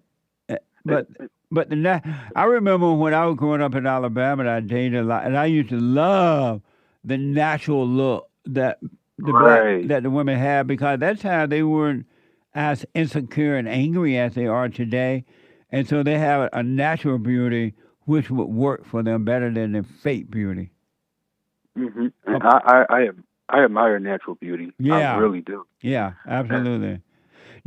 Trey, because of time, I got to run. Call me again. Very interesting question, man. Oh, man. All right, do you date black women too, or just white women? I'm not that black guy who only dates white girls. No, I date all women based off like good character. Oh, okay. I prefer black women though, but I'll date all women though. Oh, right on. Amazing Rainbow Coalition. Mm-hmm. All right, Jesse. Thank you, buddy. All right, Merry Christmas. All right. Mm-hmm. Super chat. Super. Super chats. Mo Betta Stand Up gave a ninja sled. Big Bump is good to listen to. Sure. Thanks for the great show, Jesse. Thank you, and thanks for your support. And Big Bump is going to be guest hosting with Hake right now. Big Bump, you don't want to miss it. He's always got something new, and it's amazing. Thank you very much. Merry Christmas and Happy New Year from Cornerstone over on Cash App. Right on. Thank you. Amazing. And Wendy87, I have watched Jesse on podcasts previously. She's on Rumble. And just finished watching on Roseanne. It was profound. Watching from South Africa. All the way from Mommy Africa. Thank you. And check out Roseanne's show, y'all, on YouTube and Rumble, and I think Rumble. Yep. And all that. It was an amazing discussion she and I had together. It was amazing. And thank you guys. I do believe that is all for now. Roseanne Barr and call. Thank you all so much for your support. Listen, Merry Christmas. Tomorrow is our last day for this year. We're just going to have fun. You get on that straight and narrow, folks. Christ came that we all should have peace. Peace. And if you don't have the peace, there's something wrong with you. You should have peace. Don't let anyone tell you that you can't because, I'm a human being. Nobody have peace. That's a lie.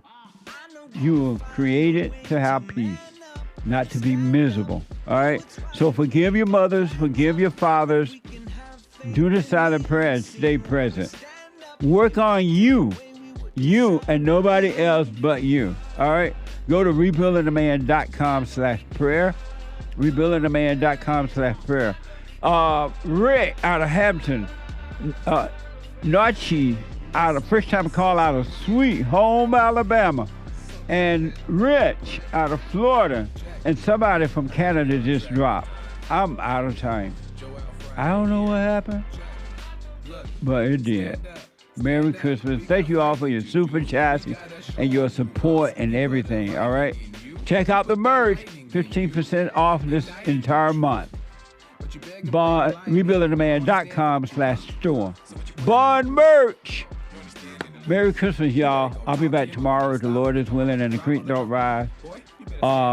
Country and Western Tuesday. Hake is coming up now, along with Big Bump. Take care.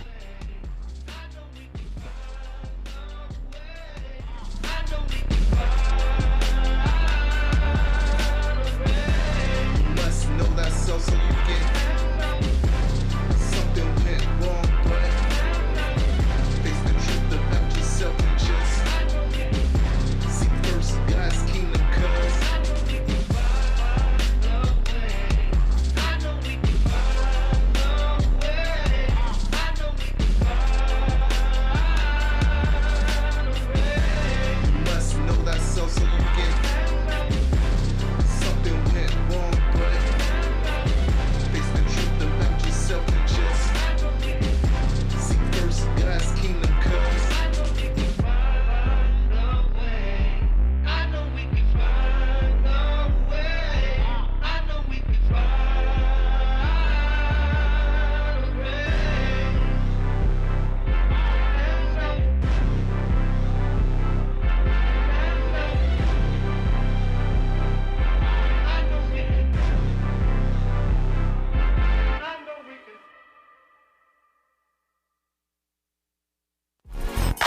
So, here's what I recommend. I invite you to download my silent prayer.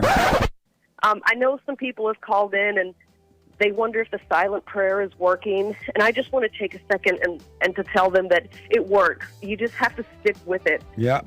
That's the first thing I started doing before I even forgave my parents. And I was so depressed and suicidal at some times that I just would have to stop in the middle of my job or whatever I was doing and go into the silent prayer. And it really does help. Like, I don't have those anymore. Amazing. You haven't seen anything yet. Doubt every thought. Bring every thought into captivity. Just let them all pass.